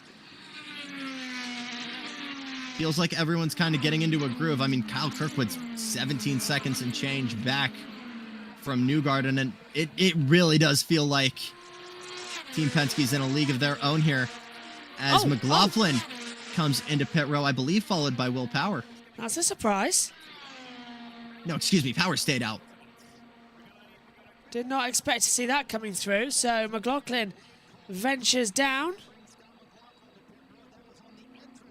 Interesting. Let's head down pit road. And dart for pit road. He's going to get off of those alternates, go to the primary tires, and he never had a complaint about these alternate tires, so he was very happy with how it ran that entire time. This could all come down to how it sequences out. Your in-lap, your out-lap. McLaughlin leads for the primaries. Newgarden was told to push hard. He's going to come this next lap. And a big Kirkwood in 2, and he's putting on a brand new set of blacks. So the primaries go on. Oh, Ward in 2. Tell you what, I actually like this. Run it hard. Don't have to worry about tire cooling being an issue. Can lean it on no matter what. So many in the pit lane as well. Grosjean was 8.1 on his stop. Rahal 7.3. Has Harvey come back in, or does Harvey ever leave? No, Harvey's never left. He's 4 laps down. So he's just still in the pit lane. Brutal. He hasn't left once. Brutal. Newgarden with now a 1 second lead. Will Power's been reeling him in. I'm not sure where he's at on strategy. He may have to pit as well, though. Yeah. Just got to take it carefully now, don't they? Oh, a little bit of a slide there from Newgarden. He should be fine with those tyres. I'd be surprised if he boxes, but it could be just... Oh, he's boxing. I'm surprised. He's boxing. So I can see it on the monitor. With a 25-second gap, though, it does kind of make sense here. Power will take the lead, but he's going to have to defend from Herzer. Up to the 78. We got a race. Yeah, push up to the 78. All right. What tyres? Would he go hard or soft? You'd have to go to the alternates, I think, is the right choice. It ultimately depends on what they've still got here in the stacks. Oh, it's blacks. Yeah, looks like scuffed primaries here. Come on, be quick. Joseph Newgarden was about a second faster than Scott McLaughlin. Second stop of the day. Scott McLaughlin was about a second faster than Joseph Newgarden. Quick stop by the 2 boats. Let's see what they blend out. Hertz's already moved ahead, but the question is, will he get ahead of Newgarden? And now, McLaughlin. These are 2 guys that really need a kick in the pants here in the championship fight. Newgarden well ahead of Scott McLaughlin here. Power with the provisional lead. Herta 25 seconds ahead, and I still think Power's going to have to pit here unless he saves for his life. Ferrucci's come in from 9th as well, so Power leads, but he's just going to drop him because where did that put Newgarden? 33 seconds it cost him in the pit lane, so I don't know. I don't think that's good enough. Power might... He's outboxed now. He did just do, actually, Jackson, the fastest lap of the race. 1:43.3. I see that, yes. 6.5. And here he is. Come on, Will. I'm imagining this has to be his in lap then, if that's the case. Yeah. Been 12 laps since we last saw him on pit row. Scott Dixon hasn't been in 7. He's coming in. He's coming in. Now, this must be for another set of reds. A quick splash and dash to the end. Has to be. Marty Snyder's there. Roy Lee, for the better part of this race, Team Penske has been 1, 2, 3, and interestingly, those 3 cars on the final stop of the day pit on 3 different laps. Will Power coming down pit road, and of note, he has more push to pass left for this race than his other teammates. So Power, no complaints with the handling of the car, gets those sticker primary tires on the 12 car, and a quick stop for the 12 bunch. We'll see where he cycles out. Jackson? Good merge here for Colton Herta. He'll take the provisional lead. That being said, 9 laps since the 26 car has pitted. I'm not sure if he's going to be able to go another 10 here, but we will see. After that, Power, Newgarden, McLaughlin, Lundqvist finds his way to the sharp end of the field again now. Also 9 laps since he's pitted. Just at his personal best lap, 1:43.9. It's a fight on now, isn't it? Because Newgarden's going to be pushing on the back of Power like absolute crazy. Herta lead still with a pit to go. My money's on Will Power here because now he's got control. He's not one to let it go. Certainly the one to win at this point. Colton Herta with a 9-second gap here, or excuse me. There it is, 9-second gap that you can see now. But again, Herta's going to have to save here if he wants any chance of winning. A safety car here would change this monstrously. Newgarden's all over the back of Power as he comes through the carousel, and already Newgarden's blistered the front right tyre. So he's really pushing it like crazy, but don't know. Scuffed primaries compared to Power's sticker primaries. Lundqvist of this whole top 5 most with overtakes, 102 seconds left. Will Power with 54, Newgarden with 40, McLaughlin 26, your leader Herta 44. Granted, if he is on the button, that is going to take a good chunk out of his fuel mileage. Newgarden's really flying and coming in the last corner. Power's made a mistake, though. Newgarden's going to be on that button coming up the hill. If he knows what's good for him, McLaughlin's closing in 2 seconds back. And Newgarden's going to have a go at Power down towards turn 1. Power goes defensive. Good run. Both of these guys are going to back out of it, though. Mutual respect for both drivers is a big, big shimmy there for Joseph Newgarden through 1. Still well within the gearbox as we see Lundqvist provisionally out of this fight. He'll pit at 5th. That'll give it to his teammate Pelot. This is so great exit there for Power, though, as this is getting real dicey here. 10 laps to go, and Herta, as you say, caution for him would be right on the mix, but Power, I don't think he's used to this again. I don't think he's used to leading and being the lead Penske, with Newgarden and McLaughlin right behind him, but Newgarden's twitching like crazy in the corners. He's getting the wash from the car in front. It's not helping him.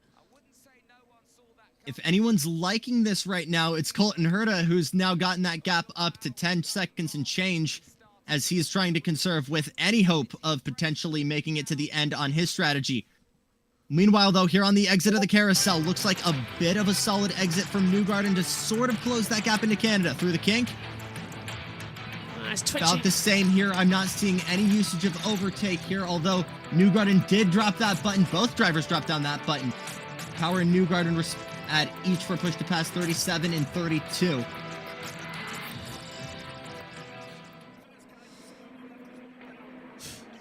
Everyone just moving around like crazy out there as well. Newgarden getting very wide at the last corner. Very wide there. How many seconds has he got left? 24 seconds. Power 25. They're equal on push to pass. Almost exactly even here. As behind him, Scott McLaughlin might have a seat at the table here too in about 2-3 laps time. Newgarden's asking, can I push? Can I push Power? So he feels like he can do it. The real question is there anything these guys can do to bring the fight to Colton Herta? Here's your replay going into lap 10 here just a couple moments ago. Follows him to the inside. He wants to go to the outside. Both are fairly early on the brakes here. And Newgarden gets a big bit of aero wash. That's where you see him correct and really, really quickly counter-steer, although the car itself doesn't do too much. It's that twitch exit of 3 that I really didn't like from Newgarden. It was just looking like he was going to throw it in the wall. And we've seen him already crash it once this weekend in qualifying. It's just on the knife edge. But Power looking smooth and stable. It's really hard to put that on Newgarden himself, though. It was a drying track. He put that car wrong by 1 millimeter into the curb and just went Mach 5 into the barrier. The thing is, we're saying that Power or Newgarden are going to win this race. Hertz is leading. Yes, he's got to stop, but the gap was 9 seconds. It's now 10.7. He's rising that gap, and he's only got 9 laps to go. It was as far up as 11 earlier, Josh, but if Herta saves for his life, I'm not sure if this is a possibility or not, as it's now been 12 laps since we last saw him come to pit row. You can't take it 20 laps on alternatives, can he? It's going to be close. It will be driving on... It's definitely going to be driving on ice, but as we were saying earlier, look at how worn down that front left is. I see he's on board. Fuel numbers, really the big scary factor here. He's flashing around that dashboard fast, isn't he? And why have NBC gone to a break with 8 to go? Oh. This is the one thing I always find out, Jackson, as well. I know over there in the States you have Peacock, but every American who comes on this broadcast always wants to stay because full coverage. No ad breaks. Yeah. That's IndyCar Live for you, right? Yeah. Can you kind of find anything through? Can't wait until Tom Gaymore joins us in a race later on this season. Not for IndyCar, I don't think, but I think for some Formula One. I think he's. He might even join us for Le Mans coverage as well. Next week. Nice. Yeah. Probably take a week off. Let's look a little bit further back here outside the top 5. Kyle Kirkwood in 6th, O'Ward 7th, Grosjean 8th, excuse me. Ericsson 8th. Ray Hall just passed his fellow RLL teammate Lundgaard for 10th. 11th is Lundgaard. 12th Dixon. 13th Felix Rosenquist. 8th Lundqvist. 15th Theo Porcher. 16th Ferrucci. 17th Rossi. 18th Robb. 19th Fittipaldi. 20th Castro Neves. And back after that penalty is the number 20 of Christian Rasmussen in 21st. So into in the pit lane. Yeah. So Power leads, Newgarden second, and now the race is on with 7 to go. So that means it's all on Will Power to finally get his first win in what's been... That's a long I'm not sure if JT can do some research here on the last time Will Power got a win. It might have been as far back as Laguna Seca. 2 years ago? I think so. Yeah. Hasn't won this year. Didn't win last year. Nope. He went winless. Surely it wasn't the Indy 500 a couple of seasons ago. No. That's 2018. Oh, God for that. It felt sooner. Didn't he win in Detroit 2 years ago? Detroit. I'm impressed you remembered that. And yes. Yeah. The last win at Belle Isle has been on the podium numerous times since then. Iowa and Portland in 22. Detroit and Iowa again in 23. Been in such good contention here in this season, obviously, because of his podiums at St. Pete, at Barber, and of course at the Indy GP, but has still been looking for that illustrious win now 2 years and change ago. races since last win. 34 for Power. There you go. NBC are listening to us. That happens. Graham Rahal at 114, which I want to say that was Texas way back in 2016. I was commentating on it. I remember that race. Yeah, I did. Which I'm happy for. I will say, I'm very happy that we're past that, and the new kind of aero kit has given us such better racing. Here's your throwback, though, to the last win at the last race at Belle Isle, and the last win for Will Power.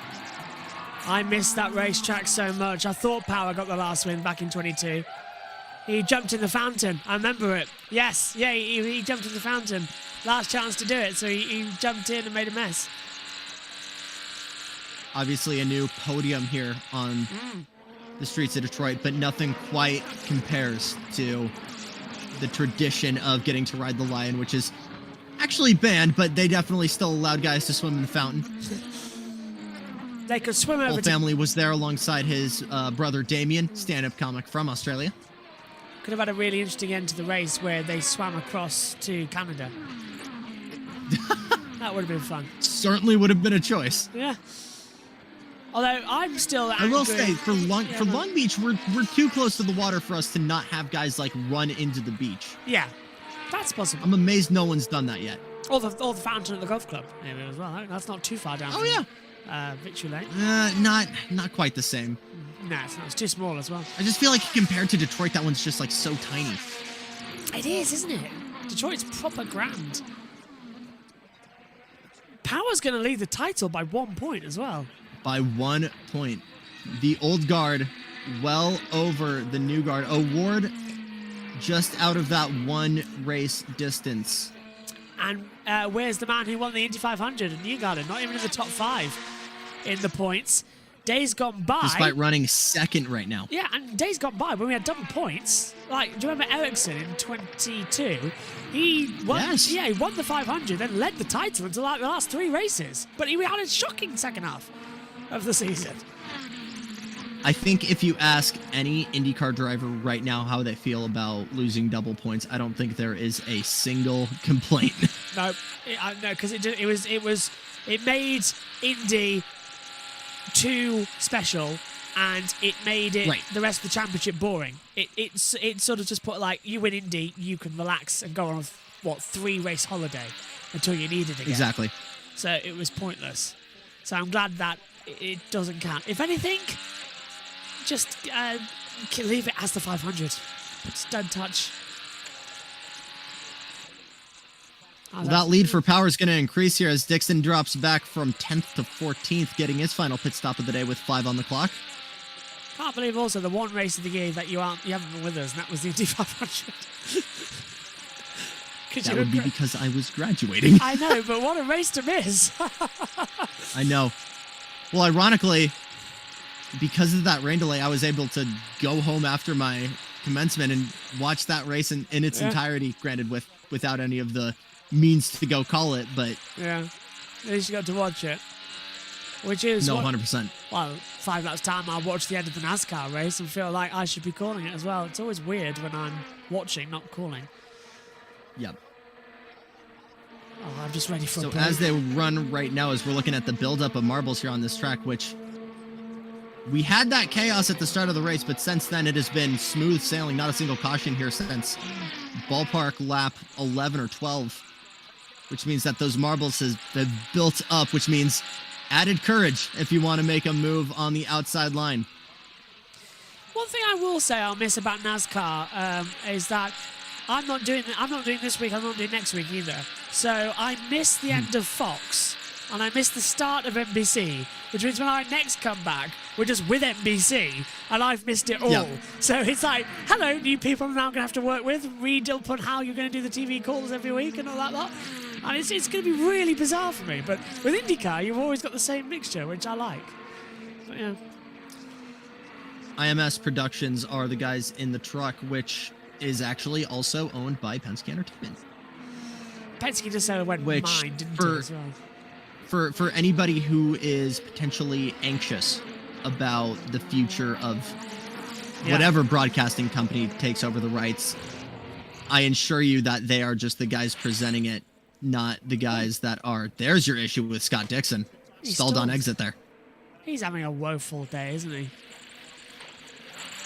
Was running up front for a bit earlier there, but gambled with Mike Hull on an alternate strategy and did not end up paying off. Oh, it's getting worse all the time for Dixon. He's down in 21st position now. They're running a bit wide. Power's got this one in the Not bag. sure what happened to Renus Fike, but he got put down. He's resumed at 2 laps. Harvey also back on track now, 4 laps down. Long pit stop for him, wasn't it? I imagine, yeah. I'm not sure what that was exactly. About a 10-minute pit stop off the top of my head, if it's 1:43 each lap. So it must have been something like a suspension wishbone change or something. Oh, this is Herta and Award. What are they up to? Herta coming out of pit road.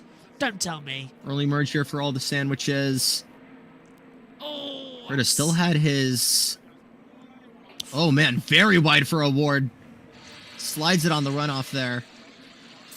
nothing Herta could have done there. I get why Award scrambled the Jets there because of that weave to the outside, but very, very lucky to keep that in one piece. But if anyone could, it would be the fast hands of Pato Award. He's who's still around wrestling now, yeah. that thing going through turn 3. Nothing Herta could have done there. That wasn't his fault at all. It's just the way the pit exit is here. I never know why they don't just cut a line on the inside and let it feed out exit of 1. It just makes more sense. Like cut the inside Does, track. but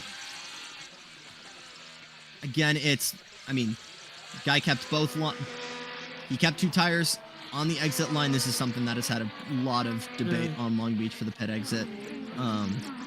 Just because guys for that turn 1 braking zone want to be right on that pit exit line. Yeah, the accidents we've seen there over the years. I think the worst one we had was definitely the street circuit in Nashville. That was just a 100%. killer. Baltimore wasn't that great either, if I remember, with the double pit lane. And it Been a lot of comparisons made with Detroit to Baltimore. Yeah. I think Baltimore was better, to be honest with you. Detroit doesn't have train tracks, though, which That's I do true. appreciate. Yeah. Baltimore was hilarious jumping over the train tracks. And then having to make what we made with chicane as well, trying to avoid that, didn't work out. And how did that ever get past? The objective truth out of that, we do need more races in the New England area, objectively. Yeah. With ramps. I don't know about that. It'd be fun. Whee! Here's 2 guys who are still going to get a good chunk of points here as a result of this. Colton Herta, Pato Award. Obviously, Award further up in the championship. Herta had a rough end to his Detroit Grand Prix and to the 500, mind you. But consistent top 5s. It seems like it's back to Herta maturity today. I think Herta made a bit of a fool of himself in the 500 as well. He spanned the car, no damage to it, didn't even try and restart it, and got out the car before even talking to the team. And then it was all a bit of a mess. And they said, "Get back in, it's fine, you can go." And yeah, bit of egg on the face. Another breath of fresh air for Bram Rahal, who obviously we just saw that drought for his last win, but will be good for a top 10 for him. How's this for ending a drought? White flag for Will Power. One more lap then. This is going to be special for Will. Only season he went winless was 2023. He won every other year in INDYCAR. He did not like going winless. We're going to say that as well. He was a bit disappointed. He got close, didn't he, the last race of the year? And it dropped away from him. Came in this year, feeling that the car was good. We had him in St. Pete saying about how I've got a chance to win, maybe even the championship. It's taken him a while, round 7 of the season, but we are going to get another different winner. It's going to be another Penske. A part of the magic of INDYCAR, even if it's your most dominant team, even if it's a 1-2-3 from that team, you're still shocked because every weekend in and out, you don't know who is going to win the race. And this time it is a well-seasoned veteran from Toowoomba, Australia, a man who got his starts driving for Team Australia in the Champ Car age, won the final race before the merger in 2008 on the streets of Long Beach, would go on and be an early contender in 2012, in 2011, has always been up front, won the championship in 2014, did it again against what a lot of people thought was possible in 22. In 2018, when he won his first Indy 500, dominated the month of May, he said, "Show me respect." And after this drought, he was demanding for more respect. And now is the time for all to bow to Toowoomba, Australia's Will Power. Victory once again for the number 12. What a race. Finally, he's back on top. Detroit can go away in his mind. He was asking for it to come back. Turns out he likes Road America better. Look at that. Penske 1, 2, 3. That puts the rumours back up there, doesn't it, about what their car can do on road courses. Palou 4th for Chip Ganassi. 2 Hondas inside the top 5, but Chevys and Penske's rule supreme. Great finish there for Kyle Kirkwood. Best of the Andretti's. Herta not bad himself, bringing the 26th home in 6th. How about Roman Grosjean? Another top 10 for the struggling on and off track Juncos Hollinger Racing. Award 8th. Ericsson 9th. Graham Rahal, yet another top 10 for the son of Bobby. But Will Power can finally breathe easy knowing that the drought's ended. And it looks like where he was running, he was going to burn it down. And they cut away. I want to see the donuts. Come on. Oh, If you can cut to it here. yeah, But that's the one thing that they could improve upon, is getting us some donuts. There he is. Oh, we had him on the camera. we got the post donut cam. We got it on the world feed on turn 5 cam. Hey, so they did see it on the camera. Oh, It looks like the AMR safety truck's gonna have to go out there to refire him to get him back to victory circle. Oh no, he's laughing his head off that he's done that. Fair point though. Yeah, can I have a restart, please? Just refire me. Thank you very much. And he's congratulated by the Congrats! safety. Yeah, any chance you guys can refire me? Could he be out of fuel? Oh, I really hope not. That'd be too embarrassing. No, they're jacking him. He's written a Chinese number 11 as well on the deck. Oh my gosh, he has. Yeah. Superb observation, Josh. Thank you. Well done, Pat. Come on, refire it. I still think we should have these trucks in Formula 1. It would have saved the safety cars. Oh no, you need, and don't get me wrong, Bert and the whole safety team at F1 does fantastic, but I don't think there's enough of a safety standard, and that's naturally right. That's going to be a huge chunk to have a guy to have a team go nationwide versus having a team going international is a lot, but to have it in the abundance of INDYCAR for a sport as dangerous and as global as Formula 1 would be incredible. They take the safety cars, they take everything else. Personally, I think they should start shipping out some medical team personnel as well, because the medical car still has to complete a lap of the track before it gets to the incident zone, and it's just not all that well. Oh, we're going to see it in the replay. As finally, we're going to watch Will Power burn it down in Elkhart Lake. There we go. Oh, he did a proper burnout, didn't he? I'm not surprised he lost the engine, actually, considering that these cars aren't that great. Onboard starter we're going to have at Mid-Ohio will, of course, fix this issue. Raises the Shaka high. When is on the way back to victory lane. When is Mid-Ohio? Is that next time out? I believe after Iowa. Oh, okay. So Iowa is the last race with these cars? Yeah, it should be Iowa. Right. And of course, we're going to have a test right after this at the Milwaukee Mile. Will be the first full field test with those hybrid systems on an oval. What a year! What a difference a year makes for Will Power obviously had the collision in practice with Scott Dixon, had the return of the double bird, was angry at the penalties that were given to him by race control, and as a result, stole one of the porta potty trucks to move it in front of the race control booth. Kind of describing that move of the track, but 1 year later, he's jumping out. He's gone from jumping out of the Porta John truck to jumping out of his car in victory lane. Yeah, I don't think they should change the cars till next season. I don't know why we're doing it mid-year. It's really bizarre. Could have major effects on the championship, but what a job from Will Power. He now leads the title by 1 point. I believe it's actually more than 1 point now. Oh, yeah. Because of that drop back from Dixon. Cameras have gone off finally, by the way. Okay. So there go our cameras for the weekend. Nice while they lasted. Oh, they're back. Are we going to hear from him? I think we are. Celebrations mean just a little bit more. Will Power told me a few weeks ago, 2023 made me mad, honestly. I was motivated to get back to victory lane, and he soaked this one in with the fans over in turn 5 for a while. Hey, it took 2 years and 4 days, but welcome back to victory lane, Will. Yeah, I was, I don't know, man. I felt good about today, and we had a very fast car, but got to thank all the guys, man. Great strategy, very fast. There's Liz, his son, Bo.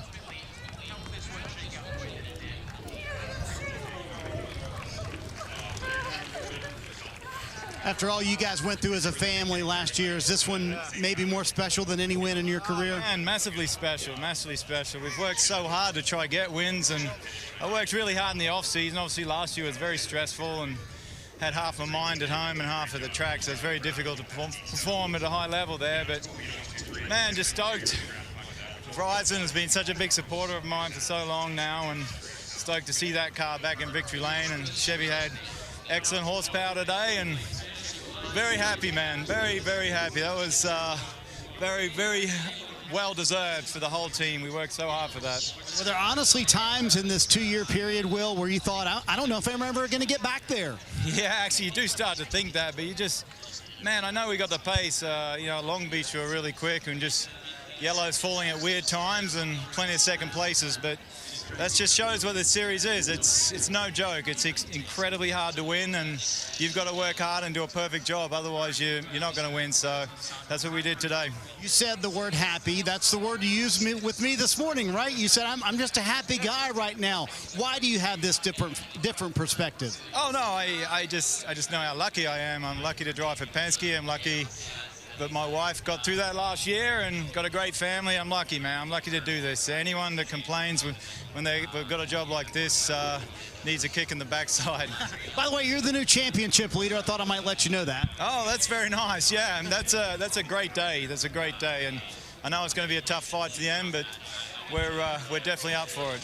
Will Power going to go celebrate with the team and with the family. This was a long time coming, Kevin, but very well deserved. And 1, 2, 3 for Team Penske. Joseph Newgarden comes home second.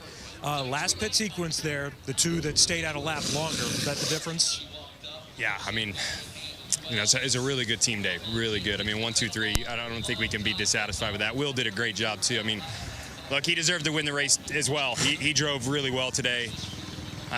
But, you know, both things can be true. It's a great team day, and I think we let that one go for sure. But, you know, that's what's hard about it. But it was a great day. Our PPG car was fast. Team Chevy, 1, 2, 3, I think we can all be super proud of that.